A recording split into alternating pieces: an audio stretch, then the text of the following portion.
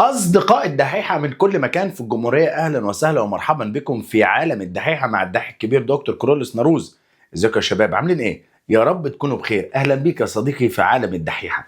مكمل النهارده معاك يا صديقي، وهحل معاك النموذج الاسترشادي رقم 5. اجهز يا وحش، الجدول نزل وعندنا شغل كتير مهم. يلا بينا يا صديقي نبدأ مع بعض ونشوف السؤال الأول. بيقول ركز يا صديقي، كلام مهم جدا. العنصر إكس من عناصر السلسلة الانتقالية الأولى ويستخدم في سبيكة مقاومة للأحماض. أول ما قال لي سبيكة مقاومة للأحماض قلت له حبيب قلب النيكل أي مما يلي يمثل التوزيع الإلكتروني لأيون إكس موجب 3. الأول تعال أقول لك إكس يتكتب إزاي. النيكل يا ولاد 28، لما توزع النيكل لأقرب غاز خامل أرجون 18 4s2 3d أسمع 3d 8. طب حبيب قلبي انا عايزك ترسم لي النيكل موجب 3، يعني تخليه يفقد 2 الكترون. لو فقد 2 الكترون يفقد 2 من هنا ويفقد 1 من هنا، يبقى دي فيها 7. اذا يبقى ينتهي 4s0، يعني ما فيش ارجون 18 3d 7. فين ده يا دكتور؟ اهو. اجابتك هتكون يا صديقي ج. السؤال اللي بعده ركز معايا يا صديقي، عندنا شغل مهم. السؤال رقم 2 بيقول العنصر إكس من عناصر السلسلة الانتقالية الأولى المستوى الفرعي دي له مكتمل بالإلكترونات. حبيب قلب المحترم قال لي المستوى الفرعي دي مكتمل بالإلكترونات، يبقى الكلام على حاجتين اتنين. مين هم يا دكتور؟ أول حاجة النحاس، وتاني حاجة الخرسين. تعال نشوف. ولا يحتوي على إلكترونات مفردة في أي حالة تأكسد. حبيب قلبي أنا تيقنت إن هذا العنصر هو الخرسين. حلو خالص. أي ممالي يعبر عن نوع العنصر والتوزيع الإلكتروني لأيون هذا العنصر في مركب XO. حبيب قلبي الأكسجين بسالب 2، يبقى الإكس بموجب 2. العنصر الوحيد اللي بيدي موجب 2 وما عندوش إلكترونات مفردة يا ولاد هو الخرسين. حلو. طب عندك الخرسين ده عنصر غير انتقالي، التوزيع الإلكتروني بتاعه هيكون أرجون 18 3d 10.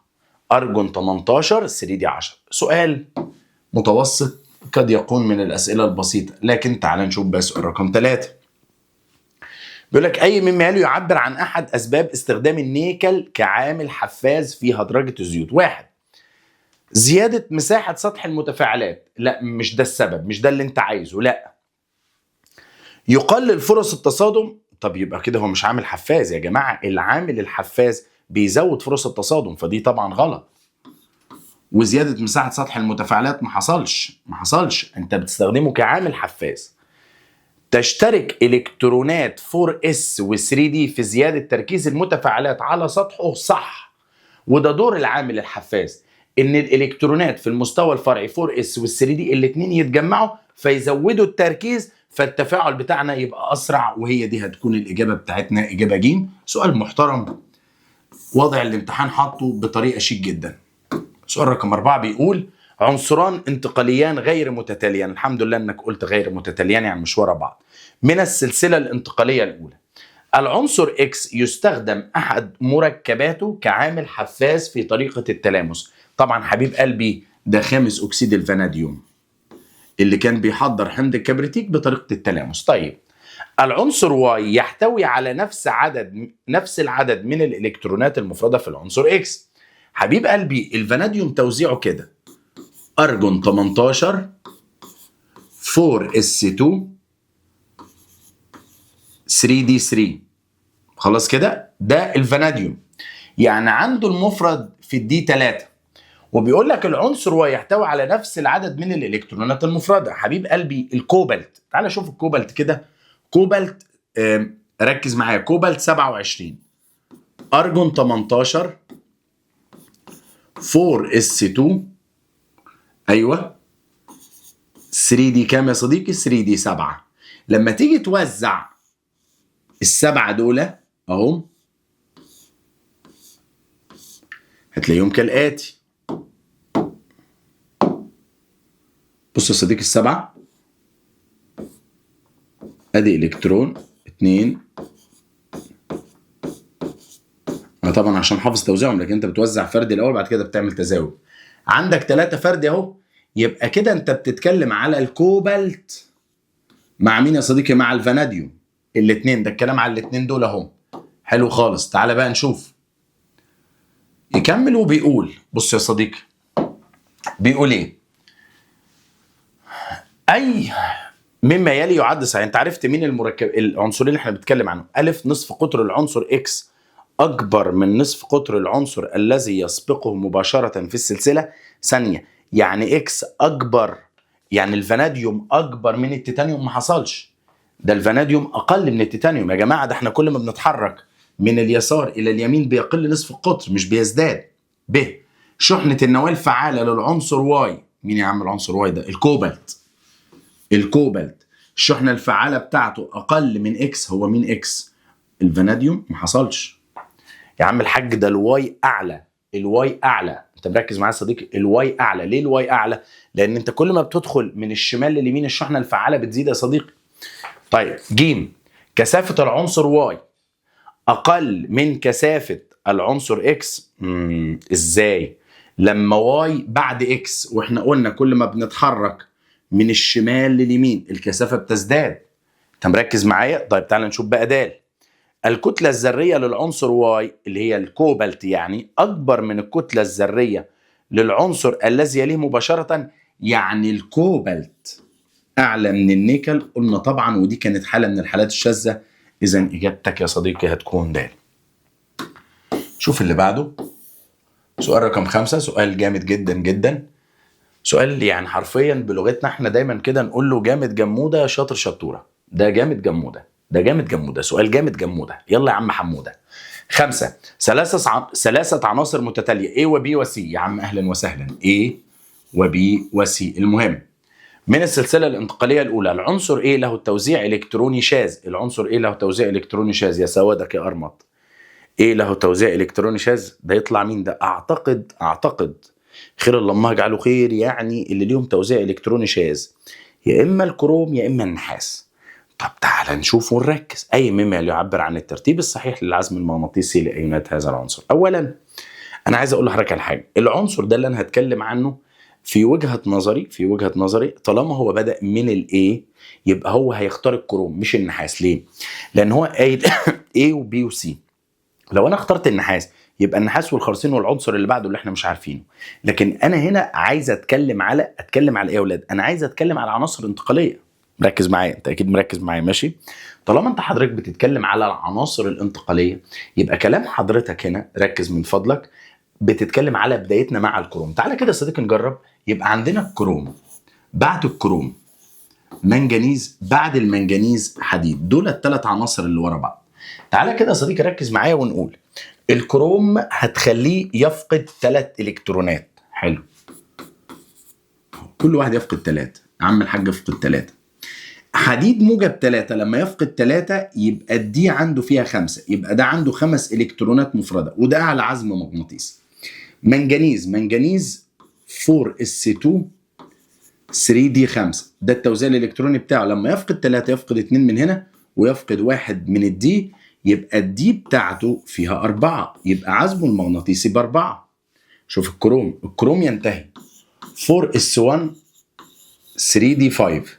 شيل من هنا الكترون وشيل من هنا 2 الكترون، يبقى الدي فيها 3.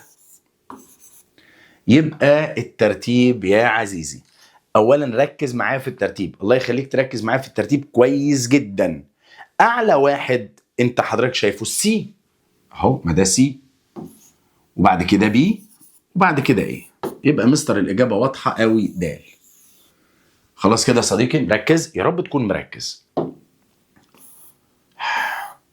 يلا تعالى كده سؤال جامد جمودة من عند عم حمودة. عند إضافة كاشف تأكيدي إكس ركز إلى محلول الملح واي.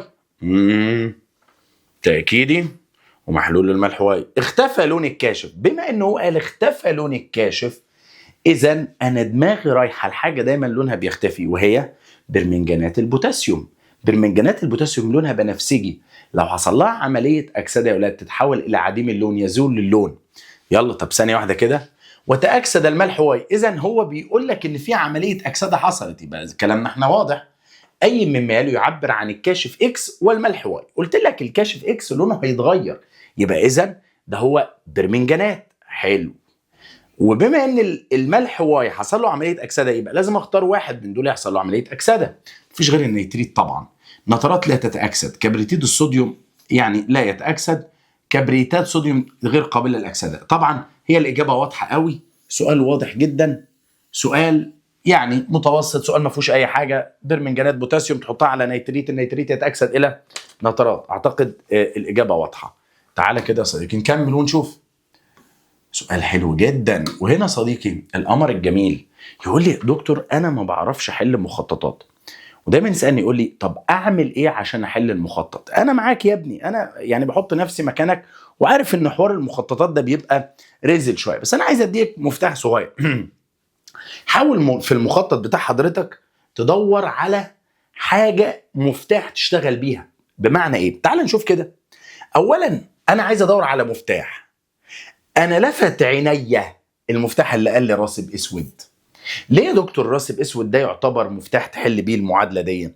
لان انت عندك يا ابني 3 رواسب سودا في المنهج. مين ال3 رواسب سودا؟ تعال اقول لك ال3 رواسب السودا. اول حاجه كبريتيد النحاس، كبريتيد الرصاص، كبريتيد الفضه. دول ال3 رواسب السوداء. كلام واضح، كلام واضح جدا. ماشي، يلا بقى نشوف. طيب خلاص انا كده جبت لك واي. انا واي بالنسبه لي كده. طب ما خلاص خلصنا. ركز انا كده خلصت. انا حطيت لك ال3 دول. مين يطلع راسب اسود؟ خلاص انا عايز سي او اس اهو. ده مفتاح. بالمناسبه انا كده خلصت. بقى ما انا خلصت لازم تصدقني. تقول لي ليه؟ تعالى اقول لك. الماده اكس اتش سي ال مع H2S كبريتيد الهيدروجين المحمض بال HCl حصل اهو. ده اول ما بيلمح النحاس خلاص بيتحول لكبريتيد نحاس. طيب زد يا اولاد كربونات نحاس. ليه؟ لان حضرتك في نحاس وهتحط معاه كربونات يبقى يطلع كربونات نحاس، ودي راسب لونه ابيض. اذا الاجابه ج. حلتها بمفتاح واحد. مفتاح واحد هو ايه؟ مين الرواسب السوداء اللي عندك في المنهج؟ حرفيا سؤال مش هياخد في ايدك اكتر من نص دقيقه لو انت مركز ومذاكر. لكن طبعا لو مش مذاكر السؤال ده هيعقدك في عيشتك. سؤال طبعا على طريقه الكبار، سؤال جامد جدا، جامد جموده كالمعتاد. سؤال رقم 8 عندنا. سؤال رقم 8 مساله بيقول لك فيها ايه؟ أضيف 100 مللي من هيدروكسيد الكالسيوم 5 من 10 مولر إلى 200 مللي من حمض هيدروكلوريك 6 من 10 مولر. يا عم الحاج هو أنت عايز مني إيه؟ أنت كده مديني كل حاجة في المعادلة. طب افهم بقى، بيقول لك أي مما يلي يعبر عن تركيز المادة المتبقية من المتفاعلات. الكلام واضح. الكلام واضح إن دي مسألة عامل محدد للتفاعل. هتحلها إزاي يا صديقي؟ بمنتهى البساطة، بمنتهى البساطة. تعال أقول لك هتحلها إزاي. الأول هتعمل نسبة ما بين حاجتين أهو. بص كده هتعمل نسبة ما بين حاجتين. أول حاجة عدد مولات الحمض والقاعدة. تمام زي ما احنا متعودين نعمل يا أولاد. ها ام اي في اي. طب مستر الام اي بنص. لا سوري 200 مللي مع 6 من 10 يبقى الام اي تركيز الحمض 6 من 10 في 200 مللي على عدد المولات كام؟ 2. الناحية دي نجم النجوم. ها هيدروكسيد كالسيوم 5 من 10 تركيزه في 100 مللي. ايوه يا صديقي على 1. تعال نشوف مين المادة الزايدة. بص كده آلتك الجميلة، آلتك القمر. يلا يا صديقي ركز عشان تطلع ايه شغل نظيف. انا دلوقتي هحسبها كده. طيب 100 في 5 من 10 تطلع معايا 50. 50 تمام. يبقى ده 50. تعال احسب لك ده بقى. 200 في 6 من 10 على 2 طلع معايا ب 60. عم الحاج ده 60. اذا اقدر اقول لك، ومعلش هعمل حركه دلوقتي جميله جدا. بما ان هو بيتكلم على تركيزات ماده متبقيه، فانا معلش بعد اذنكم معلش اسمع مني الحته دي. ما تشتغلش المساله دي بالملي، اشتغلها باللتر. معلش حته مهمه وهقول لك ليه كمان شويه. يلا انا لما اشتغلتها يعني اشتغلتها باللتر، فهنا هحط كام طبعا يا صديقي؟ احط هنا 2 من 10، وهنا احط كام يا صديقي؟ ايوه هنا 1 من 10. تمام. يبقى الناتج اللي هيطلع يا صديقي، بص كده عشان انا عايز اشتغلها بالملي وهقول لك، سوري عايز اشتغلها باللتر وهقول لك ليه. 6 من 10 و2 من 10 ماشي على 2 طلع معايا ب6 من 100. الناتج هنا طالع 6 من 100. هنا الناتج طالع معايا يا اولاد 6 من 100، وهنا الناتج هيطلع معايا 5 من 100.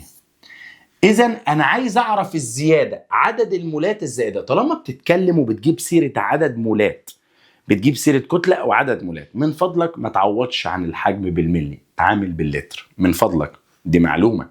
هنا كنت ممكن اشتغلها بالملي بس برضو كنت هرجع احول الملي اللتر، فبعد اذنك اشتغلها باللتر. يلا، يبقى انا دلوقتي عايز احسب عدد المولات الزائده. الماده الزائده عدد مولاتها قد ايه؟ لما تيجي تطرح 6 من 100 ناقص 5 من 100 هتلاقي، بص الزائد، ناخد لها جنب كده اهو، ركز معايا. عايزين نكتبها لكم فين؟ طيب ماشي ممكن نكتبها هنا. اذا الزائد، بص يا صديقي الزائد بيساوي ايه؟ 6 من 100 ناقص 5 من 100 بتساوي ناقص، ايوه 5 من 100 1 من 100. ده عدد المولات الزائده. حبيب قلبي يا قمر، هو طالب منك التركيز. هو يا مستر عدد المولات 1 من 100، ولكن التركيز هيساوي، بص هكتبها لك فوق، التركيز بيساوي عدد المولات على الحجم الكلي اهو، الواحد من 100. الحجم الكلي يا حبيبي باللتر قد ايه؟ 200 ملي وواحد 200 ملي و100 ملي. هتقول لي يعني الحجم الكلي الاجمالي هيبقى 3 من 10. هقول لك ليه عملتها كده، بس طلع لي الناتج الاول. يبقى 1 من 100 على 3 من 10. طلع معايا ايه الرقم الكبير ده؟ زيرو، في حاجة كده مش مظبوطة. ادي 100 وادي 200. عفوا يا صديقي، بس عايز اكد معاك على نقطة، احنا في حاجة خطوة نسينا نعملها. بص يا صديقي، وانا بحسب الزائد، العدد المولات الزائدة، المفروض يا صديقي بعد ما تطرح الاتنين من بعض وتطرح تعمل ايه يا مستر؟ تضرب الرقم ده في 2، اللي هو ايه يا مستر؟ ده عدد مولات المادة الزائدة في المعادلة الموزونة، فتطلع مع حضرتك دي ب2 من 100. يبقى بعد ما بطرحهم بضرب في 2 عشان احسب عدد المولات الزائدة. يبقى هنا بس حط لي بقى ايه؟ 2 من 100. يبقى 2 من 100 ده عدد المولات المادة الزايدة. عدد المولات المادة الزايدة بطرح النسبتين من بعض وبضرب في عدد مولات المادة الزائدة من المعادلة الموزونة. يبقى 2 من 100 على 3 من 10. طب ليه 3 من 10؟ حبيب قلب المادة الزايدة دي في المحلول كله، فالمحلول كله بتاع حضرتك 100 مللي و200 مللي، يبقى 300 مللي. 300 مللي يعني 3 من 10. وبالتالي يا صديقي هيطلع معاك الناتج، ايوه الناتج هيكون ب 2 من 100 على 3 من 10، يطلع معاك الناتج ب. خلاص كده يا اولاد، تعالى كده معايا يا صديقي نشوف رقم 9. ركز بقى معايا في رقم 9. برضو افكار المسائل يا شباب جميله. المساله دي يا اولاد انا بقولها بالفم المليان. امتحان 2026. الفيديو ده هيتشال وهطلع واقول للفيديو ده بعد ما اخلص امتحانات. انا قلت المساله دي مهمه جدا وخطيره جدا، فبعد اذنك ركز عليها. كمان يعني لن ابالي وهقول كده لحضرتك سؤال رقم 9. سؤال رقم 9 امتحان 2026. انا مش بقول الاختراعات، بس المسائل افكارها يا شباب، افكارها فعلا جميله جميله جدا. فالافكار دي يا صديقي لا وارد بنسبه كبيره انها تجيلك في الامتحان. افكار امتحان، لا بجد هي افكار امتحان مش افكار عبيطه يعني. طيب 9، عينه من بلورات حمض ايه متهدرج ايه اكس اتش 2 يا سيدي اهلا وسهلا، كتلتها مع بعض 2 و52 من 100 جرام، اذيبت في الماء المقطر لعمل محلول حجمه 250 مللي، تركيزه 8 من 100 مولر. 25 مللي من هذا المحلول تمت معايرتها، اللي هو الملح المتهدرج ده، بمحلول هيدروكسيد صوديوم يحتوي على 16 من 100 جرام من المذاب، اللي هو هيدروكسيد الصوديوم. طب يا صديقي انا هقول لك بس على معلومه سهله وبسيطه. هتقول لي ايه يا دكتور؟ تعالى الاول هقول لك طب ما احنا عندنا معايره، ما تيجي نشوف كده نطلع بحاجه مهمه من المعايره. يا ترى ايه هي اللي هتطلع بيها يا دكتور من المعايره؟ ونقطه تانية هتطلع بيها بعد المعايره. بس عندي ملحوظه، هو الحمض اللي حضرتك مديهولي ده حمض يعني انا مش عارف اوزنه بصراحه. لا بجد انا مش عارف اوزن الحمض. هو مين الحمض؟ قال لك انا ما عنديش معلومات عن الحمض، كل اللي مديهولك في الحمض انه الكتله الموليه بتاعته بكذا. هروح اقول له بص تعالى نتفق على اتفاق بقى. بص معايا يا صديقي، ركز معايا، الله يخليك الله يخليك، ركز في الكلام اللي جاي ده. الاول هقول له ال NaOH هيتفاعل مع هذا الحمض المتهدرج الحمض. طب الحمض ده مين؟ معرفوش. هو ده اكس مجهول، ما انا معرفوش. ماشي. طب كمل، هيطلع طبعا NaX وميه. ماشي، ما عندناش مشكله، مش دي قصتنا. طب ما تيجي تعمل لي معايره ونطلع بحاجه مهمه من المعايره. هتقول لي هنطلع بايه من المعايره؟ لا ده احنا في كلام كبير ممكن نطلع منه من المعايره. تعالى كده يا صديقي نعمل معايره. اولا هسالك سؤال، الحمض ده هو بيسالك ثنائي ولا احادي ولا ثلاثي البروتون؟ مش فاهم. يعني الحمض ده فيه اتشايه ولا 2 ولا 3؟ انا قلت لك يمكن معلومه قبل كده، قلت لك لو الحمض بتاعك فيه اتشايه واحده يبقى حط عند ال NaOH 1. لو الحمض بتاعك فيه اتشاتين يبقى تحطه قدام ال NaOH 2. لو الحمض بتاعك فيه 3 اتشات يبقى تحط هنا 3. طب انا ما اعرفش، خلاص يبقى ال NaOH عدد مولاتها هنا غير معلوم، هسميها NB، ما نعرفش. ولكن هنا الاكس، لا الاكس معلومه بواحد، لان هنا عندك الاو اتش 1 يبقى الحمض اكيد هيبقى 1 اهو. ماشي، تعالى بقى نكمل. اولا هو اداك معلومه خطيره، قال لك ان هيدروكسيد الصوديوم يحتوي على 16 من 100 جرام من المذاب. هقول له طب ما دي تحولها لي عدد مولات، ما التركيز في الحجم عدد مولات. يبقى بص يا صديقي، كام؟ 16 من 100 على الكتله الموليه اللي هي ب 40. انا كده خلصت الجزء ده، خلصت الجنب ده. طب عشان بس ما نملاش مكان يا دكتور على الفاضي، تعالى كده نحسبها مع بعض. 16 من 100 على 40 هتساوي، انا على طول هكتب الناتج علشان بس اختصر عليكم المكان. 4، ايوه 4 من 1000. حلو خالص. تعالى لي بقى على الحمض. اولا الحمض انت عندك منه ايه؟ ركز عشان بس الكلام يبقى واضح. اولا انت عندك، انت عيرت 25 مللي من هذا المحلول. حصل؟ لا ده حصل. 25 مللي من هذا المحلول تمت معايرتها.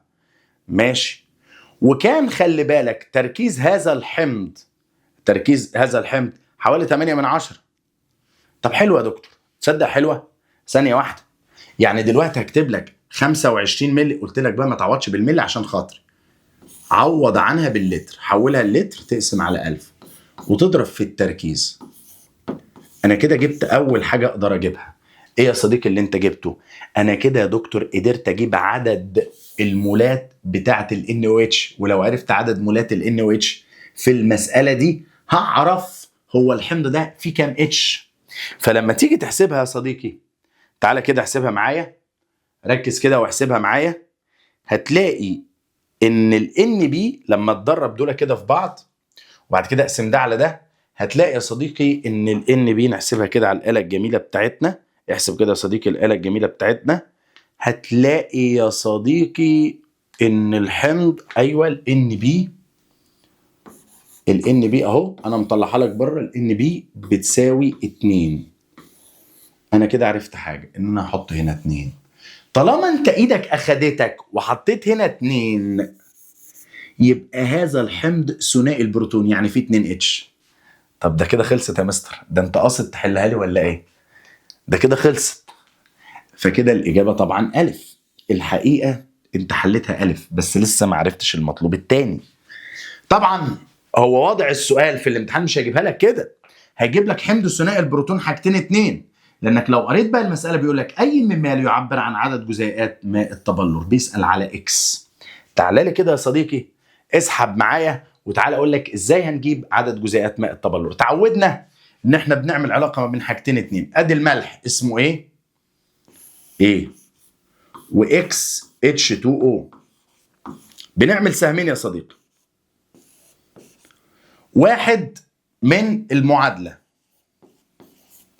واحد من المسألة. المعادلة بتقول ان الكتلة المولية دي اللي هي 90 اللي هو الايه خلاص كده بتطلع اكس 18 كتلة المولية للمية.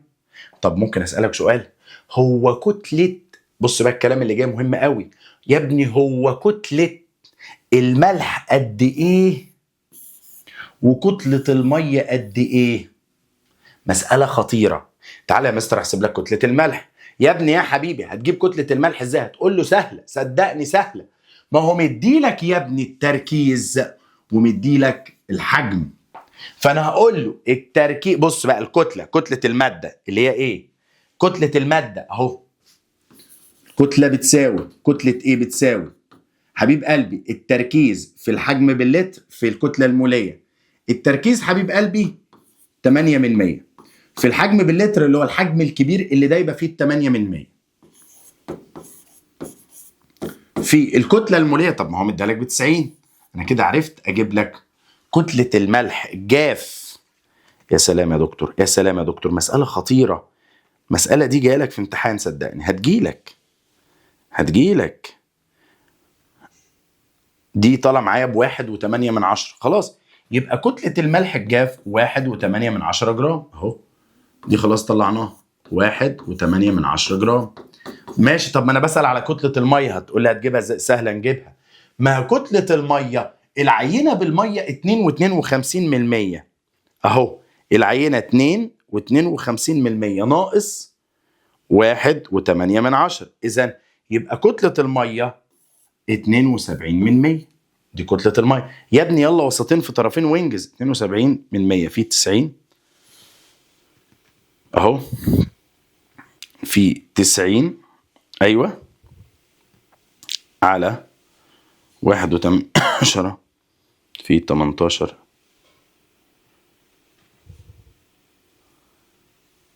هو طلع معانا بالظبط. ايوه طلع معانا الاكس عدد مولات ماء التبلور يا ولاد، هتطلع ب2.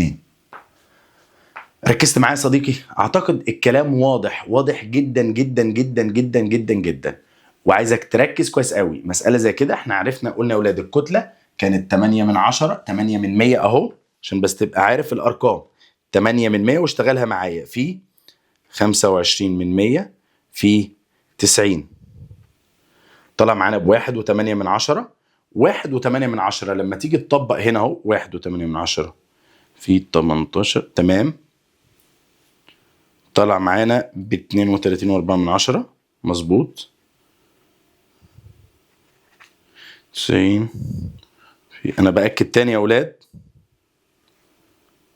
على 32.8 بالظبط، طلع معانا يا اولاد ب2 مول.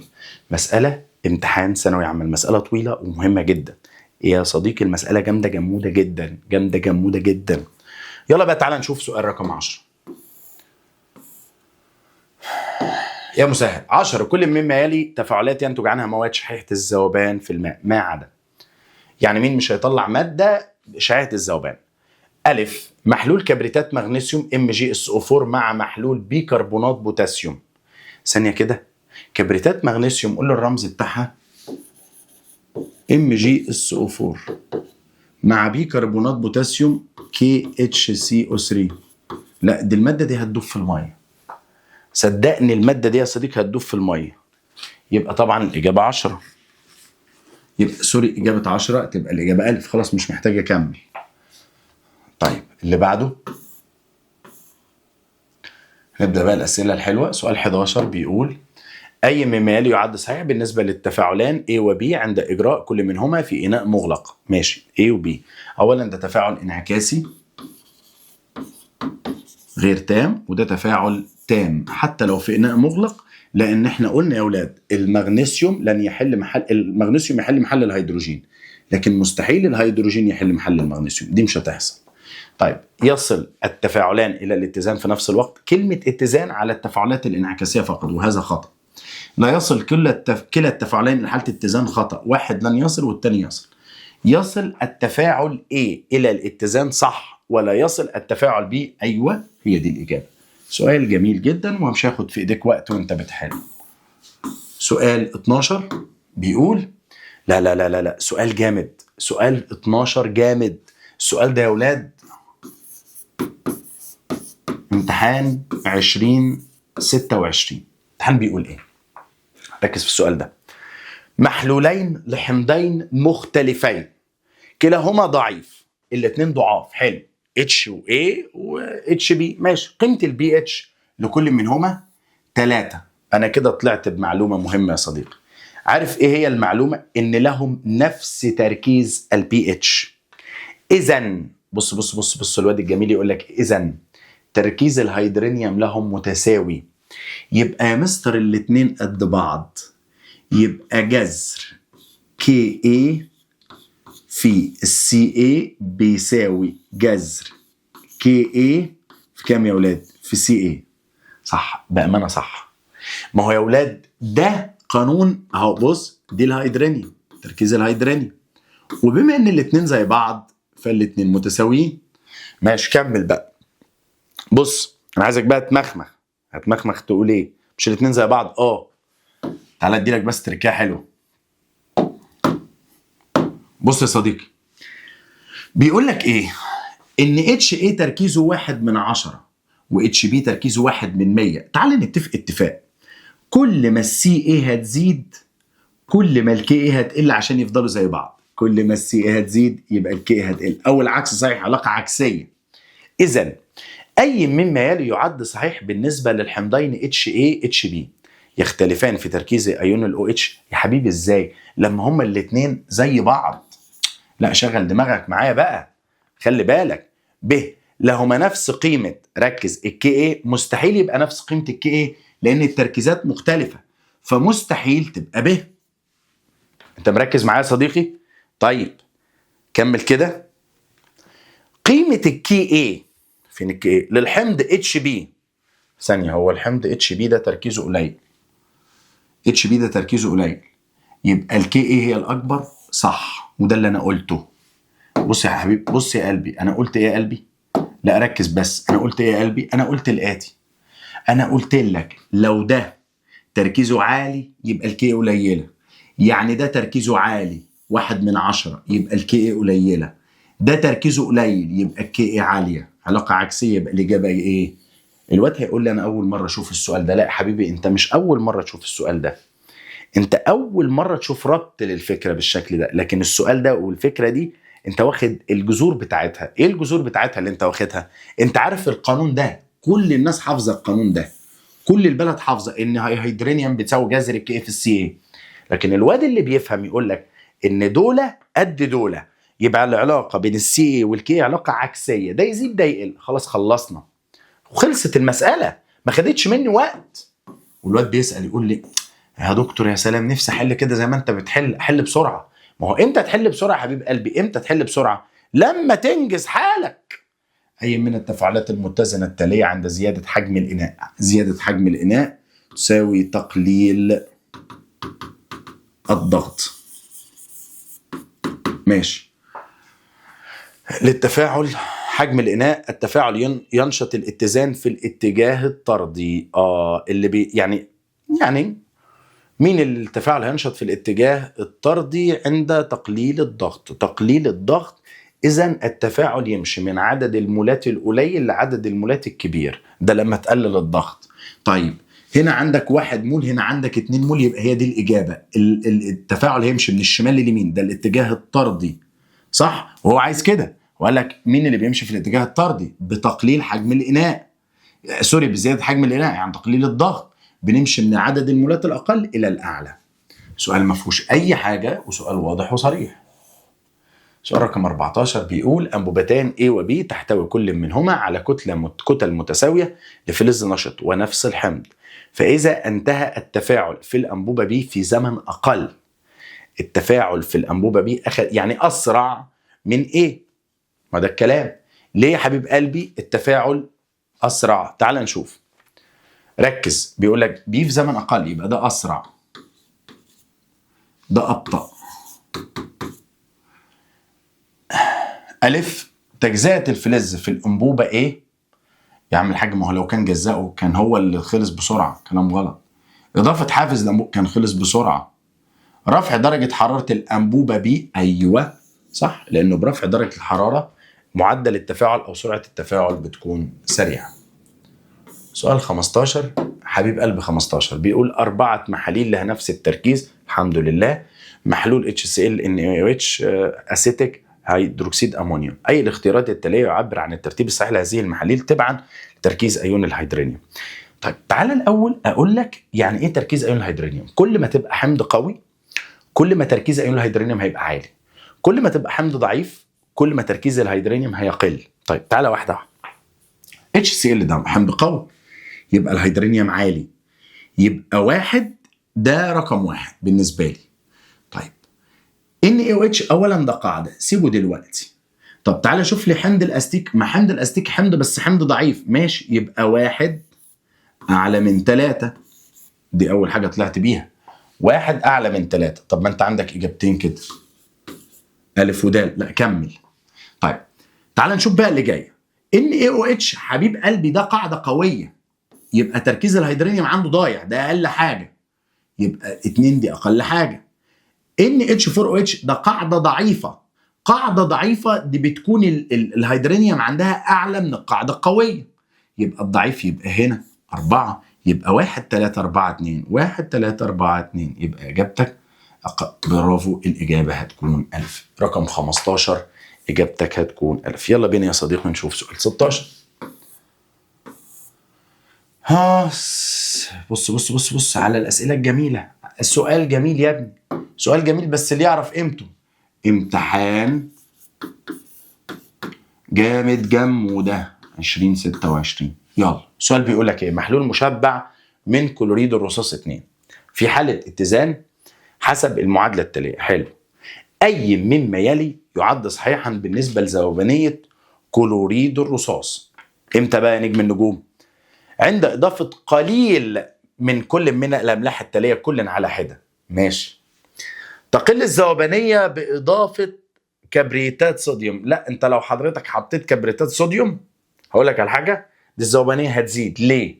لأن ده هيدوب، ده هيدوب في الكبريتات، بس حط انت بس كبريتات صوديوم اهو SO4 هتسحب ده، تسحبه فيبقى ده هيدوب. طب تزداد الذوبانية بإضافة نترات الصوديوم؟ لا ملهاش أي تأثير، نترات الصوديوم ملهاش أي تأثير عليه ده.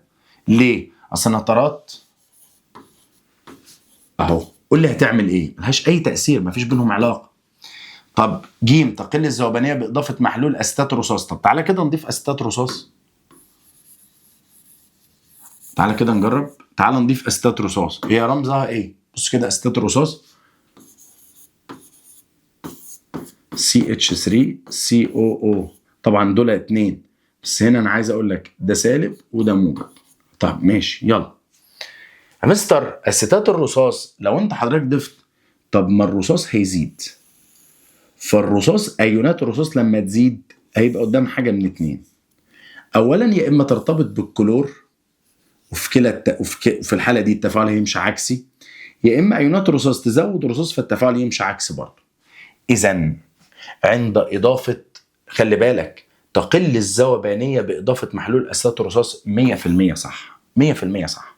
سؤال خطير وسؤال مهم جدا جدا جدا جدا. سؤال رقم 16. تعال نشوف بقى 17. يا مسهل. خلية جلفانية تتكون من قطب إكس مغمور في محلول إكس SO4. يا سيدي أهلا وسهلا. قطب واي مغمور في واي SO4. يا سيدي أهلا وسهلا. كل ده أهلا وسهلا. إذا كان الفلز إكس عامل مختزل قوي إذن له جهد أكسدة مرتفع، ده معنى الكلام.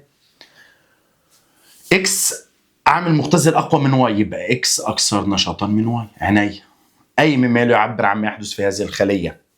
طيب تنتقل الإلكترونات من واي إلى إكس؟ ما حصلش، العكس، هي الإلكترونات بتطلع من الأكثر نشاطا إلى الأقل.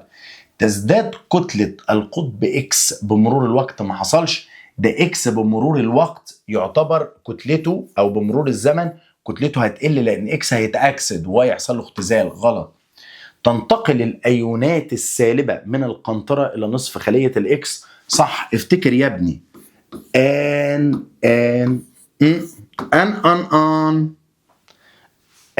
ان كات كات ان كات كات كات ان كات كات كات. ركز. يعني ايه؟ بما ان انا حضرتك انا دلوقتي ايونات سالبه، يعني انا انيون. انت حضرتك كانيون هتروح عند مين؟ هروح عند الانود. ومين الانود؟ الانود هو الاعلى في جهد الاكسده، الاكثر نشاطا. اذا اجابتك هتكون ج. سلامه دحيحه، سلامه دحيحه كبير، كبير الدحيحه. كبير الدحيحه بيقول لك اصحى يالا، اصحى وفوق. ده احنا عندنا شغل عالي قوي، شغل عالي قوي قوي، شغل من نار.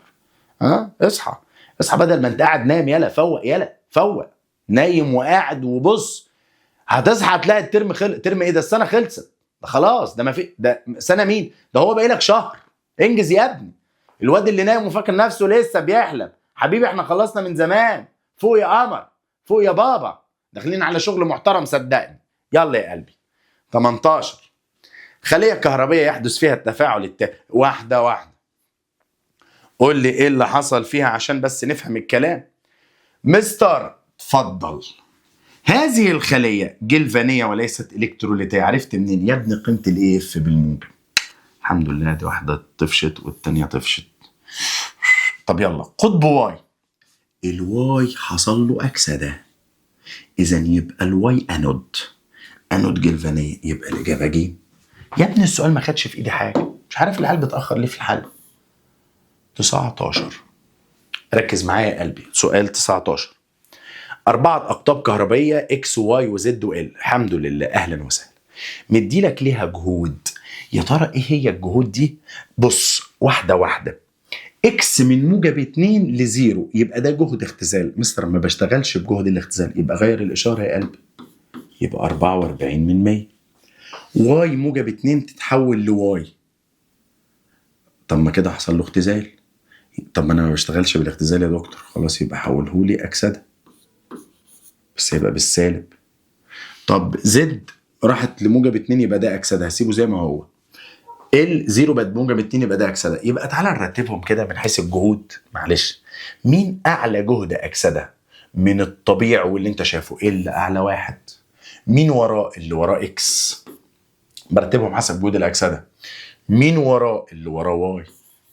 مين اللي وراه زد؟ دول ترتيبهم حسب جهود الاكسده. فبيقول لك أي التفاعلات التالية يعبر عن خلية تنتج أكبر قوة دفعة كهربية. أكبر قوة دفعة كهربية يبقى من الأعلى إلى الأقل. شوف أكبر فرق، يبقى هو ده أكبر قوة دفعة كهربية. طب مين يا عم الحاج؟ ال ويحصل لها أكسدة، والزد ويحصل لها اختزال. هل ده عندك؟ يعني أنا مع سيادتك. أنت بقى هتقول لي إيه؟ لا يا ولاد، في غلطة. سوري سوري سوري، في غلطة ما خدناش بالنا منها، معلش. رقم يعني غلطة طبعا، عفوا. ده 1.5، فطبعا هنا في الترتيب هتفرق. بص بقى في الترتيب، الحاجات دي بتفرق قوي يا ولاد، بتفرق جدا جدا جدا. ده سالب 1.5، يبقى الواي في الآخر، صح كده؟ الواي في الآخر والزد قبلها عشان يبقى الكلام واضح. يبقى أعلى اي ام اف، أعلى فرق ال وواي. طب حلو، فين يا باشا ال وواي بقى؟ بس ال أكسدة، اللي يحصل لها أكسدة والواي يحصل لها اختزال. طب ما الإجابة واضحة، ال أكسدة أهو، واي اختزال أهو، يبقى الإجابة ج. يبقى سؤال 19 ده خلي بالك بيتكرر كتير جدا، سؤال مهم جدا، يبقى إجابته ج. تعال نشوف بقى 20. أي الأمثلة التالية مالها يمثل الحماية الكسودية للمعادن من التآكل؟ يلا تعال نشوف. طلاء الحديد بمادة غير عضوية مثل السلقون. لا دي مش حماية كسودية. حماية كسودية هو ان غطي الحديد بمادة اقل نشاط، اقل نشاط. يلا. جلفنة الحديد بغمسه في الخرسين، الخرسين اكثر نشاطا. لا. طلاء الحديد بفلز له جهد اختزال اقل. يا حبيبي غلط، جهد اختزال اقل يعني جهد اكسده اعلى، يعني اكثر نشاطا. طبعا هي الاجابة د. طلاء الحديد بفلز له جهد أكسدة أقل من الحديد، يعني أقل نشاط من الحديد، يعني يليه في سلسلة الجهود الكهربائية، صح؟ يبقى إجابتك هتكون 21. أي مما يلي يعبر عن نصف، ركز ركز قلبي، صحصح يا قلبي، كوبايه النسكافيه وصحصح يا قلبي، صحصح بجد، ركز. اي مما يلي يعبر عن تفاعل الانود اثناء التحليل الكهربي لمسحور هيدريد. يعني ايه يا صديقي هيدريد؟ هيدريد صوديوم اللي هو NaH بين اقطاب الجرافيت. ماشي. مبدئيا تفاعل الانود او عندك ادي ال Na موجب والهيدريد اللي هو الاتش سالب. حلو. مبدئيا الانود في خليه التحليل الكهربي هو الشق، ايوه عايز اسمع، الانود هو الشق الموجب. طب مين الكاثود؟ الشق السالب. الهيدروجين يا ابني هيروح للانود، هيروح للشق الموجب، هيروح للانود. والصوديوم يا ابني هيروح لمين؟ السالب اللي هو الكاثود. ما هو الصوديوم يحصل له اختزال. طب تعالى بقى يا صديقي ويا حبيب قلبي نحكي ونقول. اولا هو هيدروجين سالب. حلو. هيحصل له ايه يا دكتور؟ ده يا دكتور هيحصل له اكسده. ما هيروح للانود، يعني هيحصل له امال هيحصل له ايه؟ ما هو واحد هيدروجين رايح للانود، واحنا حافظين كلنا ان الانود يعني ايوه اكسده. طب تعالى نشوف كده. طب يبقى اذا سيبك من الصوديوم خالص، كلامنا كله مع الهيدروجين. هنا الهيدروجين حصل له عمليه اكسده. لا اكسده ايه؟ بص في مشكله، ركز معايا. اولا الهيدروجين كان في المركب بالسالب، هو هنا كاتب لي الهيدروجين بالزيرو، كاتب هيدروجين زيرو وتحول لموجب. عمليه الاكسده دي خطا، لان الهيدروجين يا اولاد جوه المركب كان سالب. فلما كان سالب، اولا انت عندك 2 هيدروجين هيطلعوا، غاز الهيدروجين دايما يطلع H2. فاجابتك الصح تبقى ايه؟ د. وده سؤال مهم. ودايما يا صديقي عايزك تفرق ما بين اقطاب الجرافيت واقطاب النحاس. الجرافيت يا اولاد خامل، فالجرافيت بيفصل المادتين عن بعض وما ما بيحصلوش اي حاجه. خلاص كده. 22 سؤال عالمي. سؤال 22 سؤال عالمي بمعنى كلمة بص عالمي. تعالى يا ابني ركز. 22. أي الفلزات التالية يترسب منه 18 جرام، أيوة 18 جرام عند مرور 1.5 فاراداي خلال مسحور أحد أملاحه. قلبي ركز يا قلبي، عندنا طلعة مهمة. ماشي، قلت 1.5 عند ترسب. ماشي، تعال نكمل كده يا صديقي. قلنا الصوديوم الواحد مول بتاعها بيطلع ايوه 1 فاراداي، دي كان فيه الكترونين 1 فاراداي، محتاج 1 فاراداي. طب مستر الواحد مول للصوديوم كتلته بكام؟ عشان هو مدينا كتل. الواحد مول من الصوديوم يا اولاد 23 جرام. طب انا بقول لك لو معاك 18 جرام، هو بيقول لك 18 جرام هتطلع قد ايه؟ هل هتطلع 1.5؟ لا اظن ذلك. 18 في 1 على 23 مش هتطلع 1.5. طيب تعالى نشوف واحده غيرها. اذا الصوديوم يا ولاد فشل. تعالى نغير الصوديوم ونجرب حاجه مكانه. يلا. ايه رايكم نشوف المغنيسيوم؟ تعالى نشوف المغنيسيوم. يلا. الام جي يا ولاد، الام جي لما بيتأكسد بيطلع 2 إلكترون. طالما بيطلع 2 إلكترون يبقى الواحد مول مغنيسيوم اللي كتلته 24 بيطلع 2 فاراداي، عشان 2 إلكترون اهو، او بينتج عنه 2 فاراداي. طب ثانية واحدة كده، شوف كده معايا يا صديقي، صديقي القمر. ايوه كده، بص كده يا صديقي، تعال نشوف. يبقى 18 في 2 على 24، ايوه دي 1.5. يبقى اجابتي هي فعلا المغنيسيوم. خلاص كده يا صديقي، اعتقد الكلام واضح. 23. تعال نشوف 23 بتقول لنا ايه. مركبان عضويان اكس وواي، مالهم؟ اكس مركب اليفاتي يتأكسد الى مركب يستخدم في انتاج البولي استر. يا سلام، اليفاتي ويتأكسد الى مركب يستخدم في انتاج البولي استر. طب انا ثانيه واحده. طب واي مركب اروماتي يستخدم ملحه الصوديومي لمنع نمو الفطريات. مركب اروماتي لمنع نمو الفطريات. حاسس ان ده بنزوات صوديوم، لان بنزوات الصوديوم يا اولاد كانت يعتبر، عايز اقول لكم هي ماده، ايوه بالظبط زي ما حضرتك بتقول، هي ماده يا مستر، ايوه مناعه لنمو الفطريات، كانت ماده حافظه. ماشي. تعالى كده واحده واحده نفكر. احنا عرفنا كده المركب الاليفاتي في البولي استر.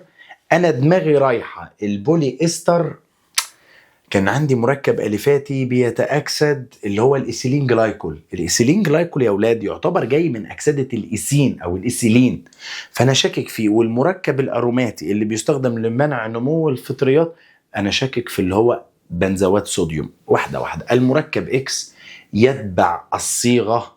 لا، افهم معنى الكلام. الصيغه دي صيغه كحولات، كحولات ثنائيه. صح، انت كلامك صح، بس هو بيقول لك اكس ده مركب اليفاتي يتأكسد الى مركب، يعني هو غير مؤكسد، فطبعا ده غلط. طيب المركب واي لا يتبع الصيغه CnH2nO2. عارف يا صديقي دي صيغه ايه؟ دي صيغه حمض اليفاتي. طب ما هو قال لك هو اروماتي، فطبعا لا يتبع، يبقى الكلام صح. ويحتوي على مجموعه كربوكسيل طبعا. وقال لك ملح الصوديوم، يبقى المركب ده هو فيه COOH. يبقى الإجابة زي ما أنت بتقول هي الإجابة باء. سؤال 24، سؤال حلو. 24 سؤال جميل، بيقول لك إيه؟ أي من المركبات الهيدروكسيلية التالية لا يمكن الحصول عليه بالتحلل النشادري؟ يا سلام، لا يمكن الحصول عليه بالتحلل النشادري لأحد أيزومرات بنزوات الإيثايل. لا، تعالى كده نشوف بنزوات الإيثايل ونحكي، ونشوف أحد الأيزومرات بتاعته. يعني أنا هعرف بنزوات الإيثايل.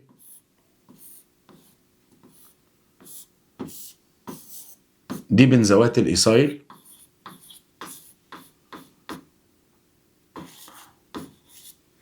صح كده؟ دي كده اسمها يا اولاد بنزوات الإيثايل، بنزوات الإيثايل، تمام. بس بيقول لك انا عايز احد ايزومراته. طب ما احد ايزومراته هيبقى ايه يا اولاد؟ لو جبت لي الايزومر بتاع ده، بص كده، رأيي هنبقى C2H5COO. ايوه، بعد كده دي مجموعة فينايل يا اولاد، ده الايزومر اللي عندك. طب ما تيجي نشوف كده. وفي ممكن حاجة تانية خلي بالك برضو ما تنساهاش، لا في نقطة تانية ممكن نعملها. يعني لو حضرتك ركزت انا ممكن اعمل لك ايزومر تاني. ايه يا مستر في ايزومر تاني؟ طبعا. بص كده،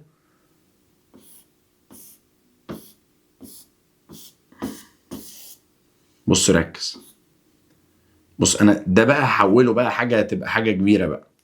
هتعمل فيه ايه؟ اخلي هنا مثلا C2، ايوه، او مش C2، خليها C1. بص يا صديقي، CH3COO CH3 برضو تنفع، ما ده ايزومر 3 كربونات. انا عملت كده كل الايزومرات، فطبعا ده مش معايا. يعني هو بيقول لك احد ايزومراته، فطبعا انا رسمت المركب يبقى ده مش معايا، ودول الايزومرات بتوعه. طب تعالى اعمل لي كده تحلل نشادري. تحلل نشادري يطلع ايه؟ لا ركز يا صديقي، الكلام اللي جاي مهم جدا. تحلل نشادري اول واحد يا مستر ده ميثانول، يطلع عادي مفيش مشكله. ب، هل يطلع عندك مجموعه الفينايل ماسكه في 2 واحط لها او اتش؟ عادي، المشكله. تعالى اوري لك المركب عادي ده تطلع بنزوات ده يا اولاد. المركب ده يطلع، ده يمكن انه يتحضر، هو عايز حاجه لا يمكن تحضيرها. طيب C6H5CH2OH، طب ما دي يا مستر برضو تتحضر. هو بيقول لك لا يمكن الحصول عليها بالتحلل النشادري لبنزوات الإيثايل. بص، بس هو ما قالش بنزوات، قال لك احد ايزوميرات. طب ما يا مستر هو كاتب لي هنا الإيثايل، يبقى ما ينفعش يا مستر الإيثايل يطلع إيثانول. ركز هو عايز ايه؟ بيقول لك احد ايزوميراته، لان هو هنا بيتكلم على الإيثايل، هنا بيتكلم على بنزوات الإيثايل، مش بيتكلم على الايزومرات في المركب ده. لكن هو في المسألة بيقول لك بالتحلل النشادري لأحد ايزوميراته. يعني انا مش عايز المركب ده، انا ده مش عايزه، لا انا عايز احد الايزومرات بتاعته. خلاص وصلت؟ يبقى الاجابه هتكون د. تعال نشوف بقى سؤال 25. هتقول لي لان بنزوات الإيثايل لو حصل لها تحلل نشادري هتطلع البنزاميد وهتطلع الايثانول، واضحه. بس انا مش عايز التحلل ده، انا عايز التحلل لاحد الايزومرات. فخلاص دي كده الاجابه ده اللي هي واضحه جدا. تعال نشوف سؤال 25. بيقول المعادله التاليه توضح احد عمليات التكسير الحراري الحفزي. يا نهار اسود يا مستر الدنيا خربانه. طيب اكس الكين يحتوي المول منه على 30 مول ذره، الكين وفيه 30 مول ذره. طب اقسمهم بقى معلش، هتقسمهم كده هتقول C10 H20 اهو. واي اثقل الكين غازي، اثقل الكين غازي C4 H8.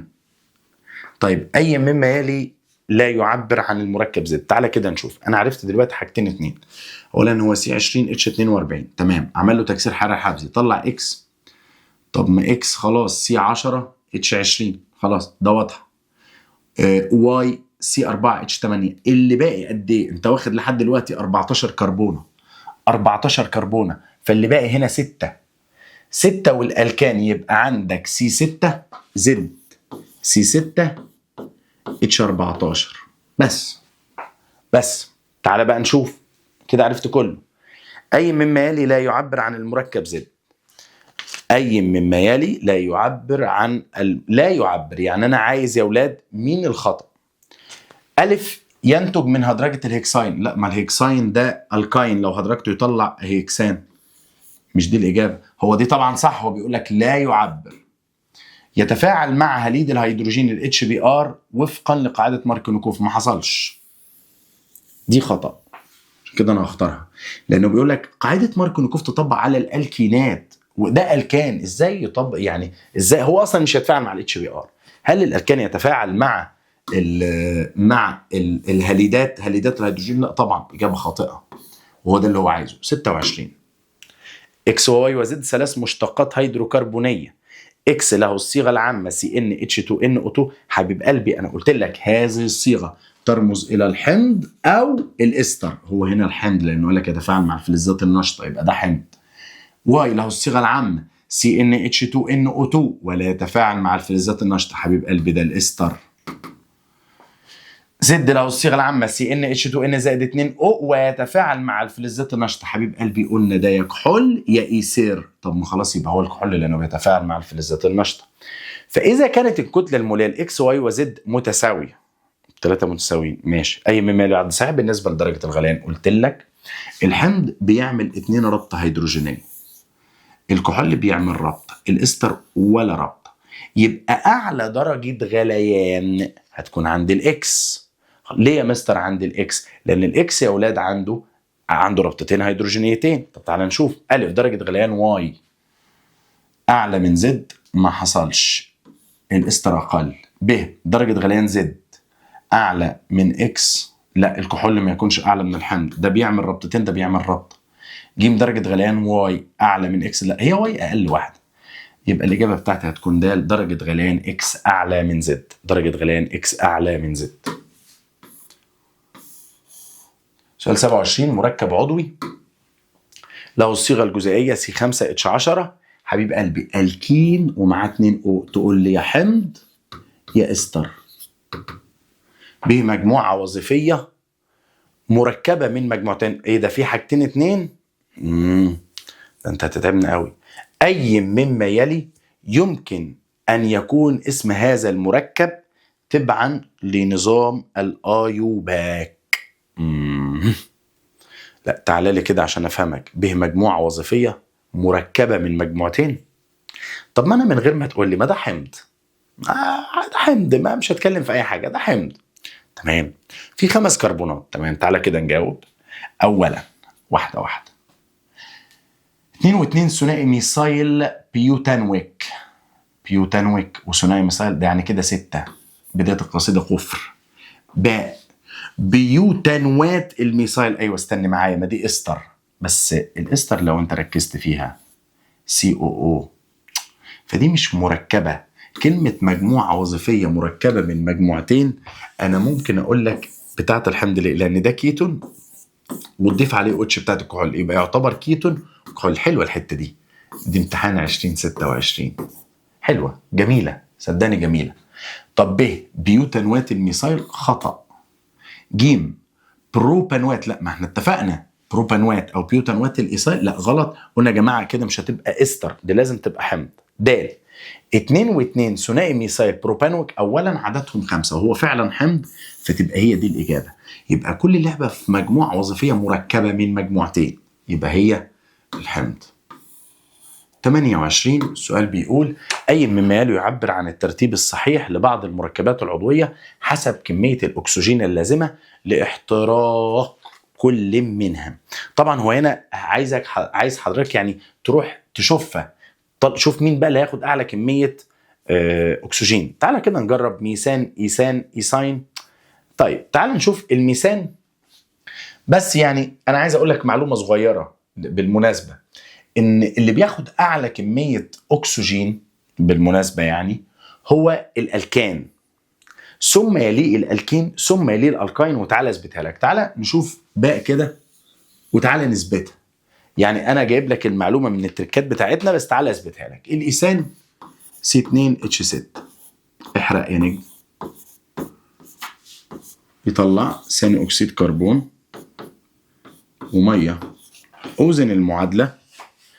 لما تيجي توزن المعادلة عندك 2 يبقى ده حط هنا 2، عندك هنا 3. طب يبقى 2 في 2 ب4 و3 7. 7 على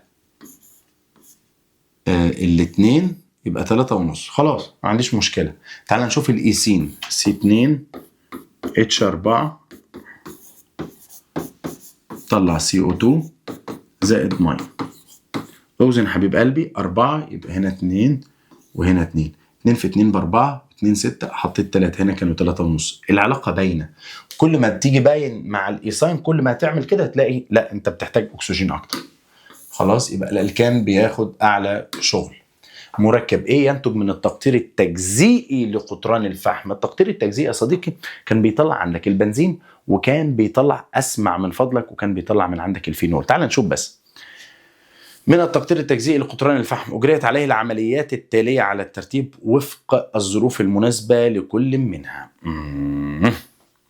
تفاعل استبدال مع الكلور. أنا قلبي رايح للبنزين، صدقني قلبي رايح للبنزين أو الفينول، يعني مش عارف برضه. أي مما يعبر عن استخدام المركب الناتج من هذه العملية.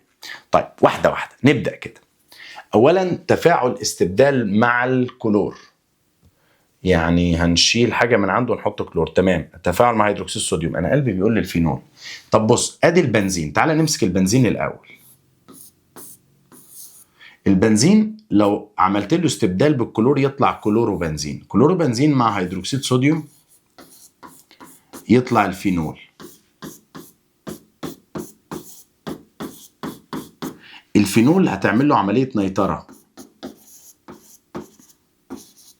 عملية النيترة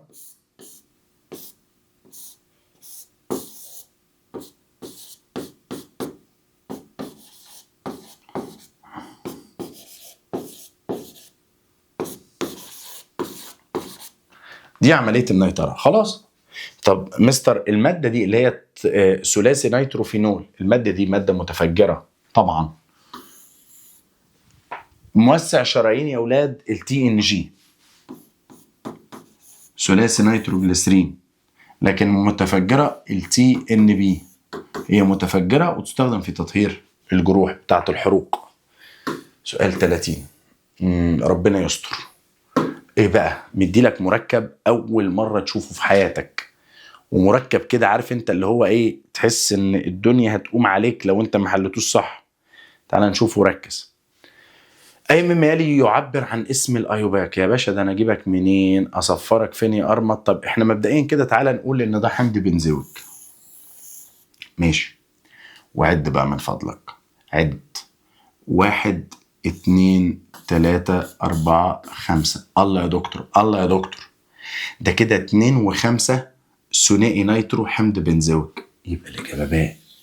خدت حمض البنزويك وعديت من حمض البنزويك، لازم ادي هنا رقم 1. سؤال حلو. 31. أي مما يلي يعبر عن خصائص كل نوع من أنواع الكحولات التالية. ركز يا قلبي ركز. ألف.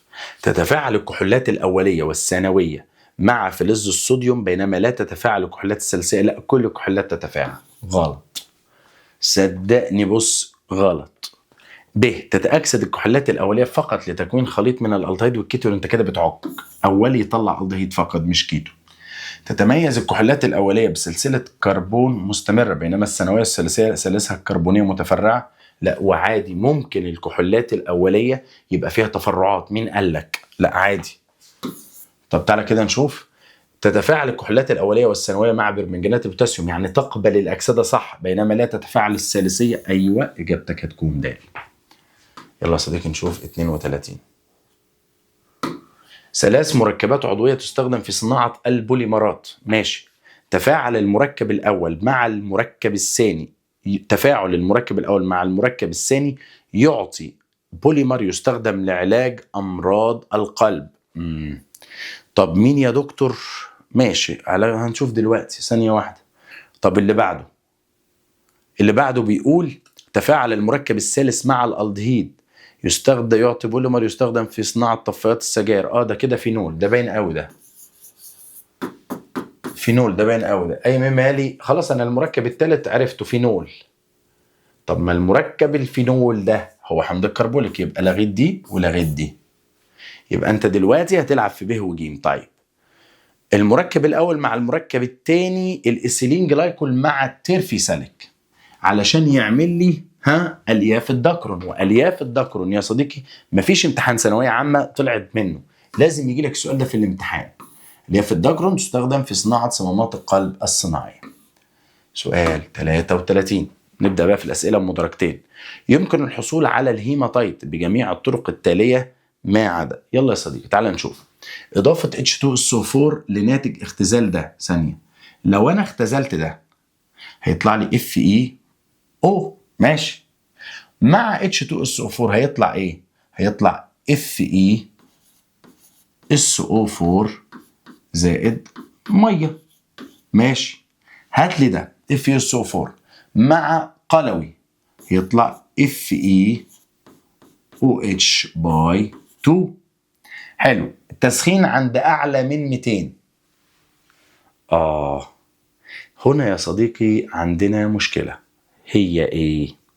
اولا انت كنت بتسخن عند اعلى من 200 بس مش FeOH، كنت بتسخن ال FeOH باي 3، لان ده لو تسخن عند اعلى من 200 طب ما هيطلع لك FeO. لكن ده لما كنت بتسخنه عند اعلى من 200 يطلع الهيماتايت. فطبعا الاجابه واضحه، خطا، هي الف. تكملش، هي باينه انها الف لما قال لي ان انت عندك الثنائي ده. 34. اي العمليات التاليه تلزم لانتاج حديد صلب من عينه. ايوه يا صديقي، منين؟ من السدرايت. طب تعالى كده قول لي السدرايت تحميص عشان تشيل CO2، ماشي. اكسده يتحول هيماتايت. ازاله الشوائب، لا مش عايزين ازاله شوائب، هيماتايت. انا عايز اختزله عشان يطلع لي حديد اعمل منه حديد صلب كربون. طب تحميص، ماشي، تحميص يبقى تحول ل FeO، بالاكسده يطلع FeO3، ماشي. اعمل له اختزال يطلع Fe. تشيل منه شويه الشوائب تنضفه يبقى برضه هيفضل حديد. اضيف له كربون Fe زائد كربون، يبقى الاجابه هي فعلا باء.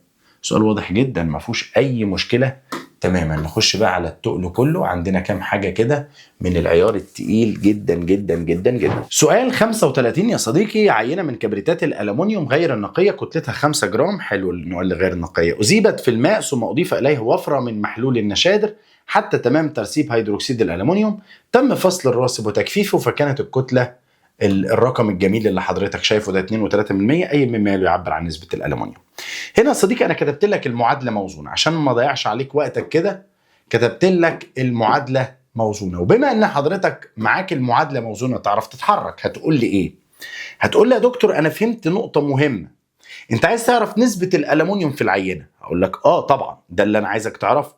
هتقول لي طب ما انا لو عرفت ده اقدر اجيب لك نسبه الالومنيوم في قد ايه. هتقول لي ازاي؟ ما انا هقول لك انت لو جبت لي كتله ده بالظبط، ما هو قال لك كتله ده العينه النقيه طالعه بكده 2.3%، فاذا اعرف اجيب كتله الالومنيوم. طب واحده واحده، تعالى بقى نشوف المعادله هتمشي ازاي. حضرتك كتبت المعادله. اولا لما حضرتك استخدمت 1 مول من ده طلع 2 مول من ده، ده كلام سليم ما عندناش مشكله. طب يا دكتور انا دلوقتي عايز اتكلم، هقول ايه؟ تعالى اقول لك. هتقول لي ال AlOH باي 3 اللي هي دي اهو كل 2 مول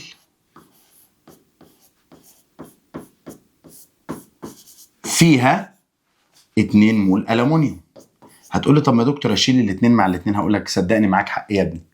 طب بما ان انت شلت الاتنين مع بعض اهو، صح، برافو عليك.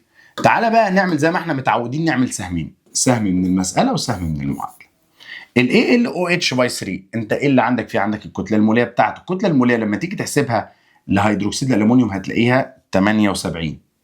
طب وانت عندك كتلته بعد التجفيف وهي نقية 2.3%. الألمونيوم الواحدة ب 27، صح كده؟ الألمونيوم ب 27، يبقى إذا كتلته قد إيه؟ وسطين في طرفين، فتقول لي 2.3% في 27، سؤال مهم، على 78. شوف كده هتطلع معانا، أيوه تطلع معانا ب7/10. دي كتلة الألمونيوم يا ولاد. طب ما 7/10 حضرتك كده تقدر تقول لي إن كتلة أو النسبة بتاعته 7/10 على كتلة العينة كلها، اضرب في 100 تطلع معاك 14.05%. سؤال مهم. السؤال ده اتكرر كتير في أسئلة السنوات السابقة وبيكرروا في الاسترشادي. يبقى يا صديقي السؤال ده موضع امتحان 2026. معلش بقى هنزعجكم، نمسح دي بقى عشان نعرف نشتغل. يلا بينا يا صديقي. طيب تعالى كده نكمل. اوكي نرفع شويه كده، ايوه. طيب تعالى نقرا كده ونشوف السؤال بيقول 36 محلول يحتوي على ايونات فضه بوتاسيوم نحاس، اي مما يلي يعبر عن لون الراسب المحتمل تكونها او الرواسب المحتمل تكونها عند اضافه وفره من ال HCl ثم امرار غاز ال H2S. اولا هتحط Cl هيرسب ده يبقى ابيض. طب بعد كده هتعدي غاز H2S هيرسب النحاس، ايونات النحاس. يبقى يا دكتور سؤال 36 الاجابه بتاعته واضحه جدا، سؤال ما فيهوش مشكله. راسب ابيض مع الفضه AgCl وراسب اسود مع النحاس، يبقى اجابتك هتكون ج. سؤال 37، يلا بينا كده نشوف سؤال 37 بيقول لنا ايه. سؤال 37 حذرت مرارا وتكرارا ان هذا السؤال بنسبه 95% 99% جاي لك في الامتحان، 95 ل 99 يعني جاي لك. إذا علمت أن حاصل الإذابة الملح كلوريد الرصاص اللي هو BbCl2، حاصل الإذابة يا ولاد اللي هو KSB، هذا الملح فيه 3 مول أيون. 3 مول أيون يا مستر، 3 مول أيون. فاكرين لما قلنا AB2 لما كنا بنقول إحنا عندنا المركبات يا إما 2 مول أيون زي كلوريد الفضة، وعندك 3 مول أيون زي كلوريد الرصاص، وعندك 4 مول أيون زي هيدروكسيد الألمونيوم. طيب بتعمل ايه؟ كمل. بيقول لك عند درجة حرارة معينة، حلو، أي مما يلي يعبر عن حجم المحلول المشبع الذي يحتوي على 1/10 من الملح عند نفس درجة الحرارة. أقول له أول حاجة هجيب لك التركيز، لازم أجيب لك التركيز. التركيز يا ولاد يعبر عنه بالرمز X أو S زي ما أنت متعود. والملح الثلاثي مولات، يعني الثلاثي اللي هو BbCl2 ده من النوع الثلاثي، بتاخد له الجذر الثالث وتقول له قيمة الكي اس بي اللي هي 1.2 في 10 أس سالب 5، وتقسم هذه القيمة، ركز أبوس إيدك ركز، تقسم هذه القيمة على 4. يبقى تحفظها لي كده معلش القانون ده عشان ما صدعكش وأقول لك تعالى جبناها إزاي وتتعب نفسك. يبقى حضرتك بتقول لي ان التركيز بيساوي الجذر الثالث. ليه قلت الجذر الثالث؟ عشان عندي 3 مول ايون BbCl2. طب لو كان عندك مثلا AgCl كنت هقول له الجذر وخلاص. طيب تعالى بقى نحسبها على الآلة الجميلة بتاعتنا. يلا يا قلبي بص كده، ركز معايا، ركز كويس، آلتك الجميلة اهو.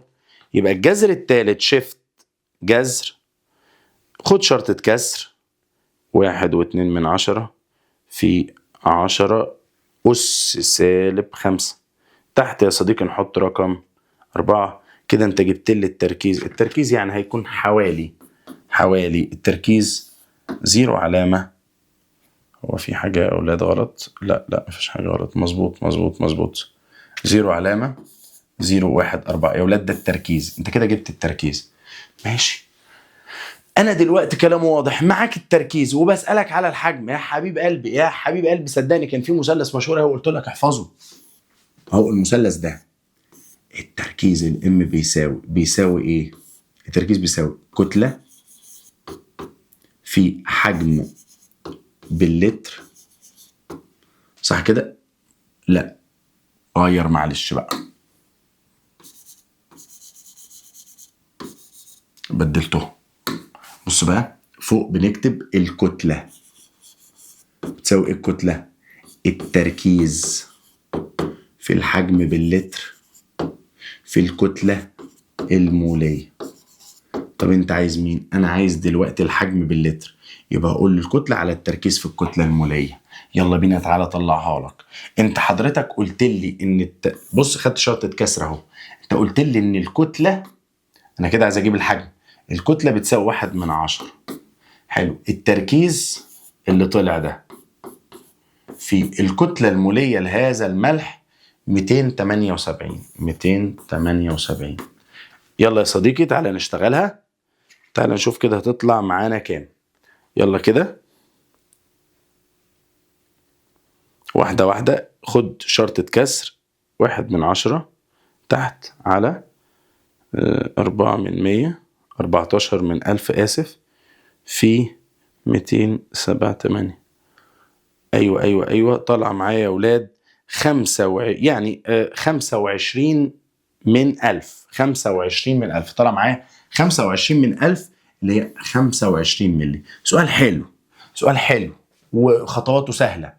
يبقى ده يا ولاد كده أنا جبت لحضرتك الحجم، بس ده الحجم باللتر، فلما يطلع باللتر تضربه في 1000 هتطلع معاك ب25 مللي. وصلت؟ حل معاك بعد كده.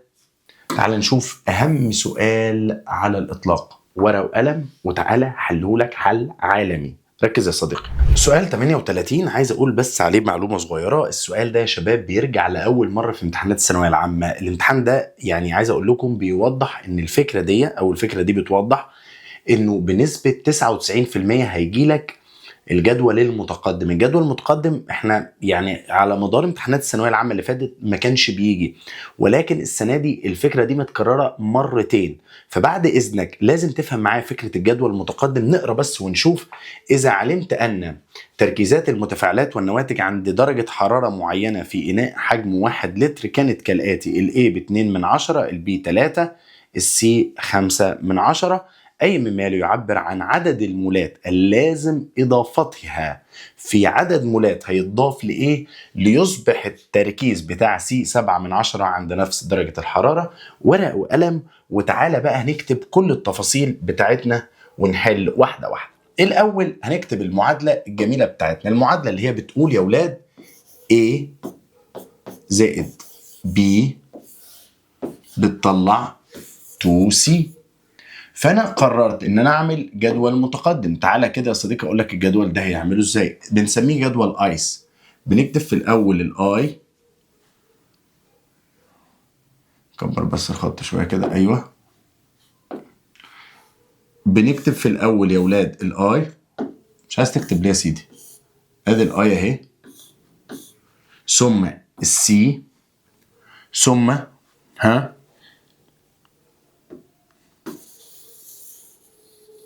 مش ثم الاي. ركز معايا عشان تفهم كل حاجه في هذا الجدول. بس قبل ما تتكلم انا عايز اقول لك على نقطه مهمه جدا. قبل ما نشتغل الجدول المتقدم ده عندي نقطه عايز افهمها لك. هي ايه يا صديقي؟ لو رجعت للمساله بص كده يا صديقي، المساله مديلك 3 تركيزات اهم. الراجل مديلك شويه تركيزات اهم. من خلال التركيزات دي انت تقدر تجيب قيمه الكيسي لهذا التفاعل. طب تعالى نجيب كده قيمه الكيسي ونرجع نكمل شغل. ركز معايا، احنا قلنا الاي ب2/10، البي ب3/3، السي 5/10. تعال نجيب اهو. انا دلوقتي هروح اجيب الكيسي. يبقى اول حاجه اقول له انا عايز احسب الكيسي. هقول لك اتفضل احسب الكيسي. يلا احسب الكيسي. هتساوي ايه يا صديقي؟ حاصل ضرب، ايوه، 2 سي. يبقى السي اللي بالمناسبه كان تركيزها 5/10، يبقى 5/10 تربيع على حاصل ضرب ال A في حاصل ضرب البي اللي هم كانوا بكام يا قلبي؟ ثانية واحدة كده. ايوه يا صديقي، يبقى 5/10، ودول كانوا الاي ب2/10 والبي كانت ب3. تعال احسب لي كده قيمة الكيسي، لان الكيسي لن تتغير لانه عند درجة حرارة ثابتة. يبقى اول حاجة بجيب قيمة الكيسي، هنعرف دلوقتي فايدتها، على 2/10 في 3. طلع معايا قيمة الكيسي ب400.167. دي قيمة الكيسي. بعد ما حضرتك جبت قيمة الكيسي، انت كده جبت اول خطوة بامتياز. حبيب قلبي الغالي، انت جبت اول خطوة بامتياز. اوكي يلا بينا، جبت اول خطوة بامتياز. هقول لك يعني شابوه، بس ركز بقى في اللي جاي.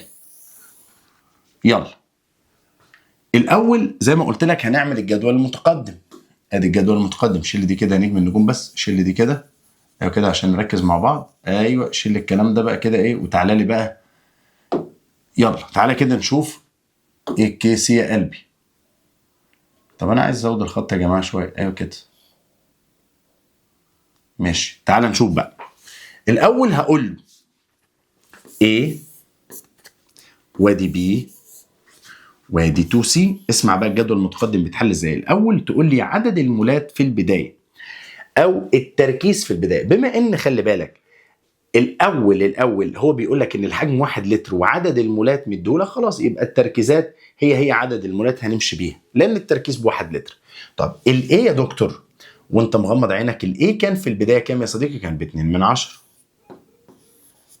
طب البي كان كام؟ كان 3. السي كان كام؟ كان 5/10. ده كان في البدايه. طيب جه عند حاله الاتزان اللي حصلت تاني مره بعد ما زود كميه من الايه. وهنا بقى هقول لك معلومه صديقي، ده في البدايه.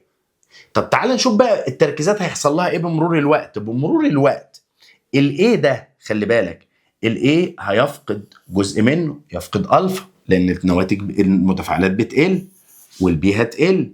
مين اللي هيزيد؟ ده. عشان كده ده هقول له كام؟ ايوه انت 2 الفا، انت هتزيد 2 الفا. الله، طب حلو. راح هو قال لك وعند الاتزان لما حصل اتزان ده كان تركيزه 7/10. طب ما انا كده فهمت حاجه. يبقى اذا يا دكتور، بص بقى الواد اللي بيفهم، اذا يا دكتور قيمه الالفا قد ايه؟ انا عايز اجيب قيمه الالفا دلوقتي.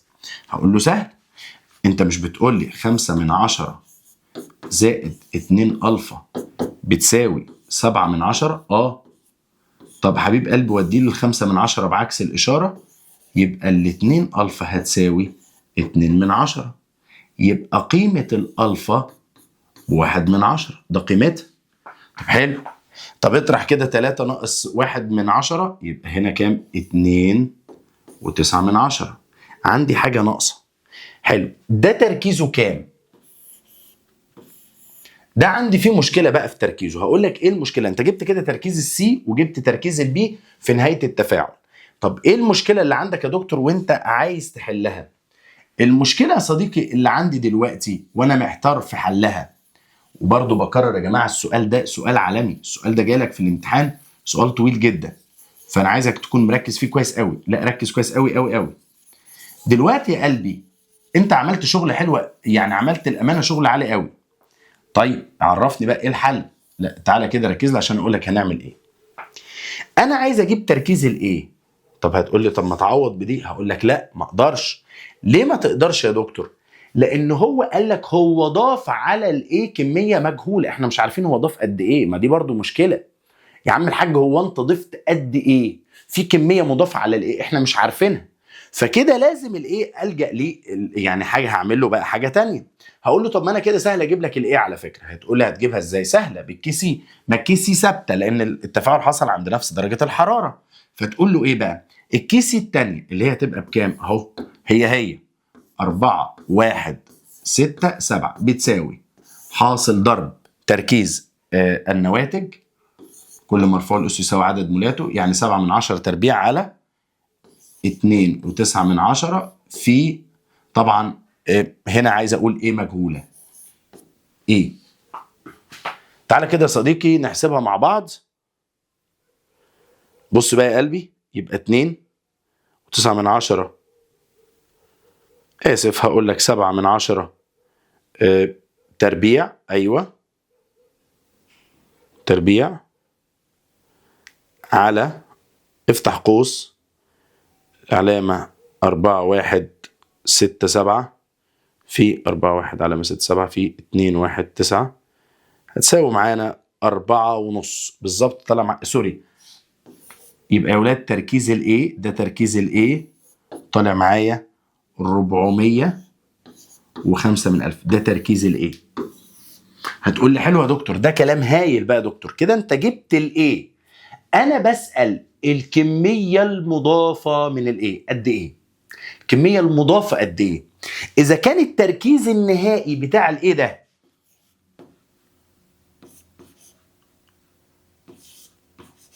فهو بيقول لك انا كمان كنت حاطط كمية مضافة في هنا اكس تم اضافته. طب انت كنت ضايف قد ايه؟ كنت ضايف قد ايه؟ هقول له ثانية. يبقى بص انا هعمل ايه؟ هقول له يبقى الرقم اللي طلع ده، الرقم اللي طلع ده تطرح منه ايه؟ تطرح منه 1/10 اللي هي قيمة الألفا دي. تطرح منه 1/10 اهو. تعالى كده نشوف يا صديقي هتطلع معانا بقد ايه. يعني كده هتطلع 3 وشوية. تعالى كده نشوفها في الاختيارات. ايوه بالظبط، هي 305 مول، هي دي بالظبط اهو. نرجع مرة تانية اهو. يبقى هشرحها مرة تانية يا ولاد عشان بس تبقوا فاهمينها. يبقى الحكاية وما فيها انت زودت كمية من الاكس قد ايه احنا مش عارفين، زودتها على ده. طب انا ما اعرفش الكمية اللي انت زودتها دي قد ايه، فدي مجهولة بالنسبة لي. بس انا جبت عند الاتزان كان عندي عدد المولات دي، فعندي عدد المولات دي اللي هي 405، فقلت خلاص يبقى ده 405 ناقص 1/10 اللي هو اتفكك او اتفك، هيطلع لي التركيز الجديد اللي او هيطلع لي عدد المولات الجديد اللي هو 305. المسألة دي يا ولاد 2026 مسألة جديدة ومسألة فيها فكرة رهيبة بأمانة ربنا، يعني فكرة عالمية وفكرة جهنمية. ركز علشان الحاجات دي هتبقى موضع سؤال. سؤال 39. كل مما يلي صحيح بالنسبة لخلية 1 و2 ما عدا. الله. تعالى بقى نرجع بقى للتركات والحركات بتاعتنا. 39 صحيح ماشي. أنا شايف حاجة. أولا الخلية دي فيها إكس، حلو خالص. ويعني زي ما حضرتك شايف إنه الإكس متوصلة بالجزء السالب. ماشي يا سيدي، الجزء السالب طبعا، ودي خلية تحليلية، إذا الإكس هو الكاسود، إكس ده كاسود. ماشي. وهنا ده الانود، خلية تحليلية. ماشي. الخلية 2 تستخدم لطلاء، خلية 2 تستخدم لطلاء القطب اكس، صح. هو عايز ما عدا، طبعا ما الذهب هيغطي الاكس، صح. ماشي، لان ده هيتأكسد ويروح يترسب على الاكس. الخلية 1 تستخدم لتنقيط القطب اكس، طبعا. الخلية 1 لان ده هينزل في المحلول، طبيعي ان ده ينزل في المحلول، لان ده يا مستر اهو يعتبر انت بتحلل، يعني بتحلل الاكس في المحلول بتاعه، بتعمل له تحليل في المحلول بتاعه، يبقى انت بتنقيه من الشوائب. دي اجابه صح. هو عايز ما عدا. جهد البطاريه اكبر قليلا من الجهد القياسي للقطب اكس. هو لازم يكون جهد البطاريه اكبر قليلا علشان يبتدي يعمل له تحليل، صح. عازمين الخطأ.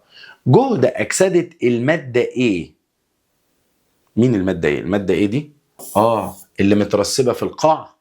خلي بالك يا قلبي، المادة ايه دي مترسبة في القاع. اعلى من جهد اكسدة القطب اكس ما حصلش. لا، دي اقل منه. هقول لك ليه.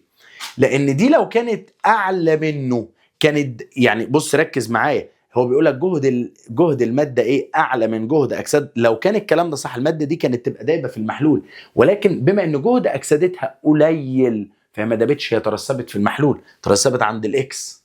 انت مركز معايا؟ ده هنا ترسب. يبقى الاجابه هتكون ده. سؤال حلو قوي، سؤال حلو قوي. تعال نشوف اللي بعده. شوف السؤال اللي بعده 40. في خليه دانيال اذا كانت كتله الخرسين المستهلكه تساوي 6.5 فان كتله النحاس المترسبه تساوي. لو جاب لك كتلتين هتقول له ايه؟ القانون الثاني الفاراداي، كتله الف على كتله باء تساوي مكافئ الف على مكافئ ايوه باء. طب ما تجاوب يا نجم النجوم، يلا تعالى نجاوب. كتلة ألف ناخد كتلة الخرسين المستهلكة 6.5 فإن الكتلة المترسبة طبعا ب مش عندنا. مكافئ ألف، مكافئ ألف يا نجم النجوم مكافئ الخرسين 65.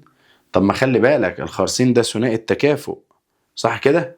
يبقى 65. خلي بالك 65 على الاتنين فيها 32.5. ماشي، ده المكافئ بتاع الخرسين 32.5. طب النحاس 31، خلي بالك 36.5 36 اهو 63 اسف ونص على 2 31 و75. اضرب بقى عشان تجيب المجهول. 31 في 6.5 على 32.5 يبقى يا ولاد 6.35. يبقى اللي هيترسب هو النحاس، طبعا النحاس هو اللي هيترسب. يبقى اللي هيترسب من النحاس هو 6.35.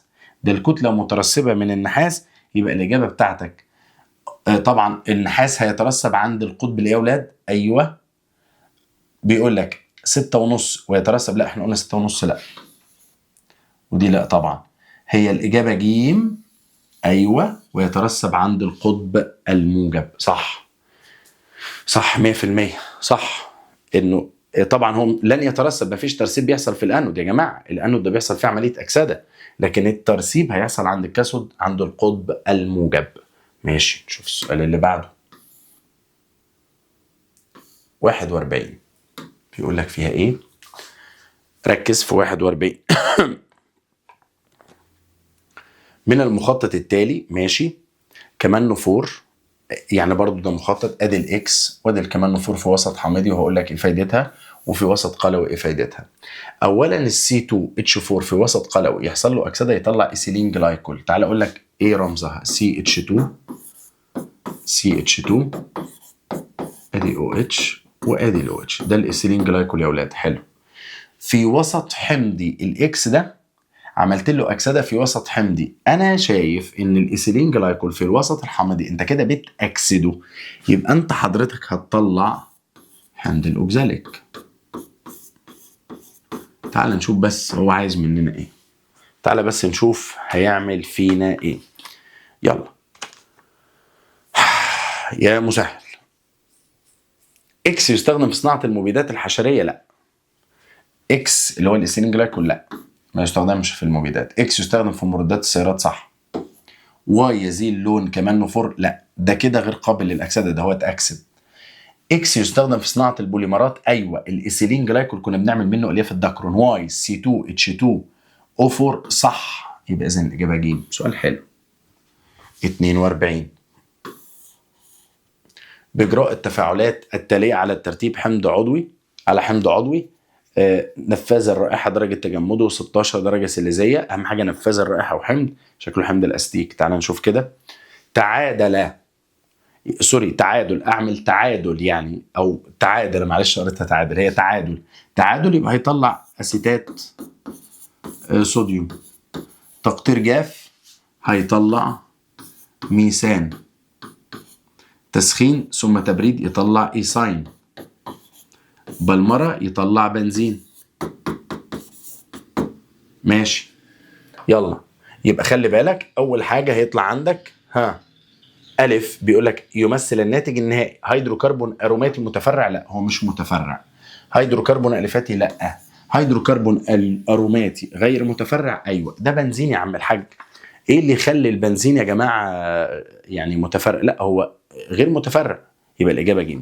43 اي مما يمثل الترتيب الصحيح للعمليات اللازمه للحصول على مركب صيغته C6H6COH من مركب له الصيغه اللي حضرتك شايفها دي. اولا يا جماعه لازم تعرف ده ان ده حمض بنزويك.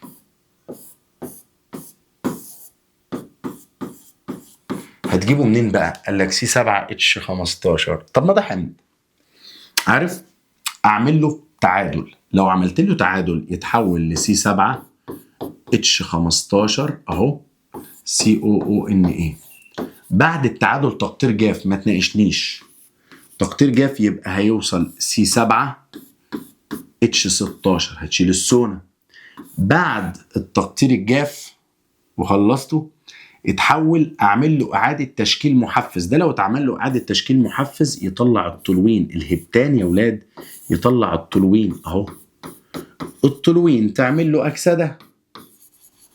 خلاص يا عم الحاج بقى حمض بنزوج، يبقى بنزوج. خلاص يبقى قول لي كده تعادل تقطير جاف اعاده تشكيل اكسده، يبقى الاجابه د اهو. سهل قوي. سؤال 43، سؤال تاخد درجته وانت مرتاح. شوف اللي بعده. سؤال 44 بيقول ركز. 3 مركبات عضويه. A مركب عضوي الفاتي له الصيغه العامه CnH2n زائد 2O2. B حمض اروماتي يحتوي على مجموعتين وظيفيتين مختلفتين. ماشي. اولا انت قلت مركب عضوي الفاتي، حبيب قلبي ده حمض. تمام. ليه عرفت حمض بس مش هينفع حمض؟ اقول لك ليه مش هينفع حمض؟ لا مش حمض، انا اسف مش حمض. ليه مش حمض؟ لان الصيغه بتاعته CnH2nO2 وده يا ولاد ده كحول ثنائي الOH عنده 2OH. B حمض اروماتي يحتوي على مجموعتين وظيفيتين مختلفتين. شكله السلسلك هشوف بس انا بقول شكله. C مركب عضوي يستخدم في صناعه المثلى الصناعي واساس في صناعه مركب له الصيغه العامه CnH2n زائد 2O3. كحول فيه 3O. ده شكله كده يا برنس الجليسرول. صدقني انا مش فاهم وتعالى هنشوف ايه الحكايه. المركب ايه يحدث فوران عند اضافه بيكربونات صوديوم. يا عم الحاج ده كحول مش هيتفاعل مع البيكربونات. المركب بي يحول لون ثاني كرومات البوتاسيوم بي. يا عم الحاج ده حمض اروماتي. لو في مجموعتين وظيفيتين مختلفتين يبقى هما بتاعه الحمض وبتاعه الفينول، وهذا المركب لن يتأكسد قولا واحدا. ده لن يتأكسد، يبقى اذا مش هيحول لون ثاني الكرومات، مش هيحول اهو. طب المركب سي يخفي لون برمنجانات البوتاسيوم في وسط قلوي. هقول لك صح. طب ليه بتقول كده؟ لان حضرتك الجليسرول في OH قابل للاكسده. الجليسرول يا عم الحاج CH2OH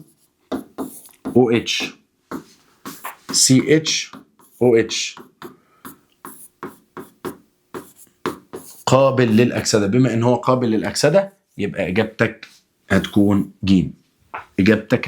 ج. يلا بينا كده تعال نحل بقى مع بعض المقالي. نبدأ بسؤال 45. أمامك 4 أنابيب. حلو قوي. في بيكربونات كالسيوم، في عشان بس تبقى واضحة. أيوة. في نترات ألمونيوم، في كبريتات حديد 2، في كلوريد بوتاسيوم. اكتب الاسم الكيميائي الكاشف المستخدم في التمييز بين الأملاح الصلبة للمحاليل ال4 بتجربة واحدة. طبعا أنا لو عايز أفرق ما بينهم على طول انا عندي Cl وعندي نترات وعندي بيكربونات. فالحاجه الوحيده وعندي كبريتات، الحاجه الوحيده اللي ينفع تميز ما بينهم هي حمض الكبريتيك. هتقول لي ليه حمض الكبريتيك؟ مع ده هيطلع لي ثاني اكسيد كربون، مع ده يطلع لي NO2، مع ده مش هيحصل تفاعل، مع ده يطلع لي HCl. اذا هو فرق ما بينهم هما الثلاثه. أي من المحاليل ال4 يعطي راسب مع وفرة من هيدروكسيد الصوديوم. يعني تدي وفرة من هيدروكسيد الصوديوم يدي لك راسب. أكيد طبعا السي.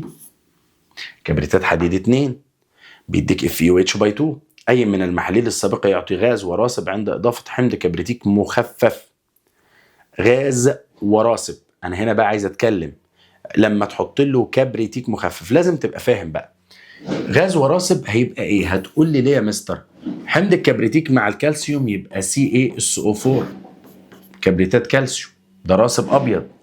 والغاز يطلع CO2 يبقى هي ايه؟ 4.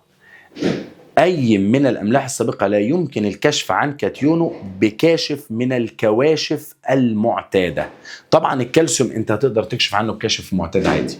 ألمونيوم، كالسيوم حاجة فيها كربونات، ألمونيوم حاجة فيها OH، حديد حاجة فيها OH، لكن البوتاسيوم ما عندناش حاجة معتادة تقدر تكشف عنها. يبقى الإجابة هتكون دي. الإجابة طبعا أسئلة حلوة، أسئلة هدية بيديها لك. نختم بسؤال عالمي، سؤال رقم 46. هذا السؤال يا صديقي فقط وحصريا معنا نحن الدحيح الكبير على قناتنا على اليوتيوب الدحيح الكبير، ما تنسناش. سؤال جامد جمودة، جامد جمودة. يلا يا جامد، جامد جمودة. C6H6 حبيب قلبي ده بنزين. حلو، البنزين حط له كلور في وجود ال FeCl3. طبعا وانت مغمض عينك ده تفاعل بالاستبدال، فيطلع C6H5Cl، تحط له CH3Cl ماشي في وجود ال AlCl3. حبيب قلبي ده بيسموه الكلى. اهو ده، حط الCl، اعمل لي يا حبيبي الكلى. لما تعمل لي الكلى هتديني كذا احتمال. هتديني ايه الاحتمالات؟ بس يلا اعمل لي الكلى. هتضيف CH3 دي هنا اهو،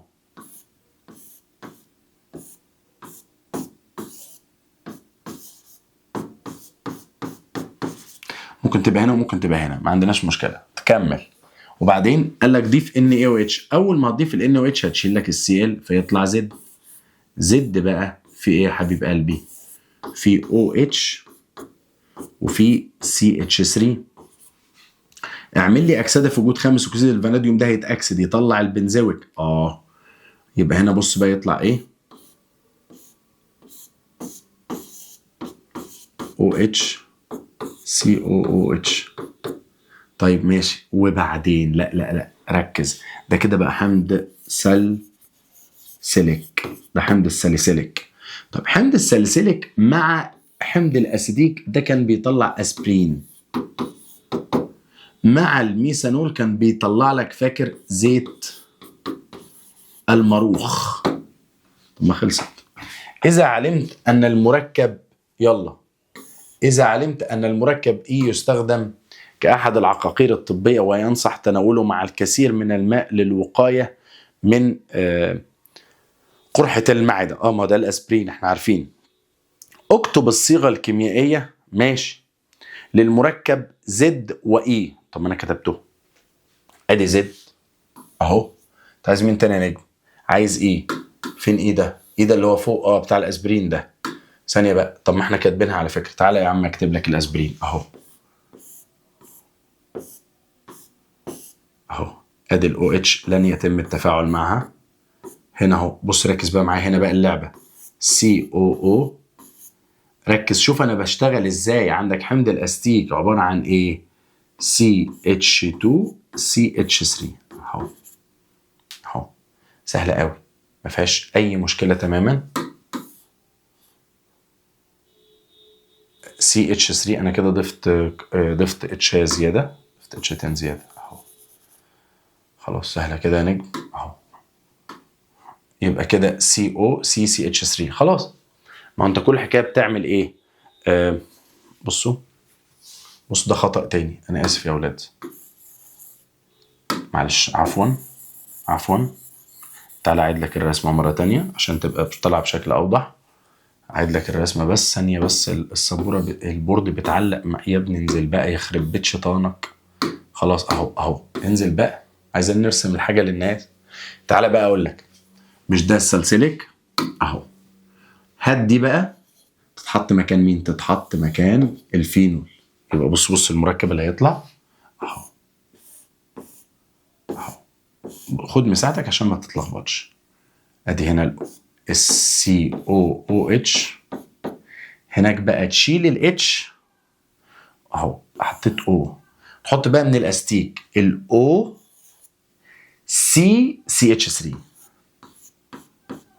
كده تمام. ده كده الاسبرين، ما تنساش كده. ايوه كده مظبوط كده، رسمه مظبوطه، رسمه مظبوطه 100%. او كنت ممكن طبعا احط الكربون دي اشيلها هنا واحط 2 يعني. المهم يبقى المجموعه دي كلها ورا بعض يا اولاد، لازم المجموعه دي ماشي. اللي بعده تعال نشوف كده هو عايز ايه. اكتب الصيغه الكيميائيه للحمض الناتج من التحلل المائي للملح اف. زيت الماروخ. طبعا هو بيقول لك اذكر استخدام المركب اف. المركب اف اللي هو زيت الماروخ لعلاج الالام الروماتيزميه. طيب بيقول لك اكتب الصيغه الكيميائيه للحمض الناتج من التحلل المائي الحمضي للمركب اف. طب تعال نشوف بس الاف. الاو اتش زي ما هي اهي. ماشي. تعال اقول لك هنا بقى. هنا كان عندك سي او او سي اتش 3 اهو. طب عايزك تعمل لي تحلل مائي. تحلل المائي لهذا المركب يا صديقي الحمضي على طول يا مستر لازم يطلع لك حاجتين اتنين. ايه هما؟ يطلع لك الكحول ويطلع لك الحمض اللي كان موجود. طيب ما خلاص بيقول لك الناتج الصيغه الكيميائيه للحمض الناتج. طب ما الحمض الناتج اللي هو السلسلك اهو اهو. ده الحمض الناتج يا عم الحاج، احنا مش هنجيب من بره يعني اهو. حمض السلسلك الناتج من التحلل المائي للحمض. وبكده يا صديقي نكون انتهينا من حل الاسترشادي الخامس. استناني في الاسترشادي السادس هنحل كل الامتحانات ومكملين معاك يا صديقي. هنحل لك، احنا يعني قعدنا مع التيم وقررنا ان احنا هنحل لك 60 امتحان مش 40 امتحان. تابعنا واشوفكم في فيديو قادم ان شاء الله. الضحك الكبير. ربنا معاكم يا شباب.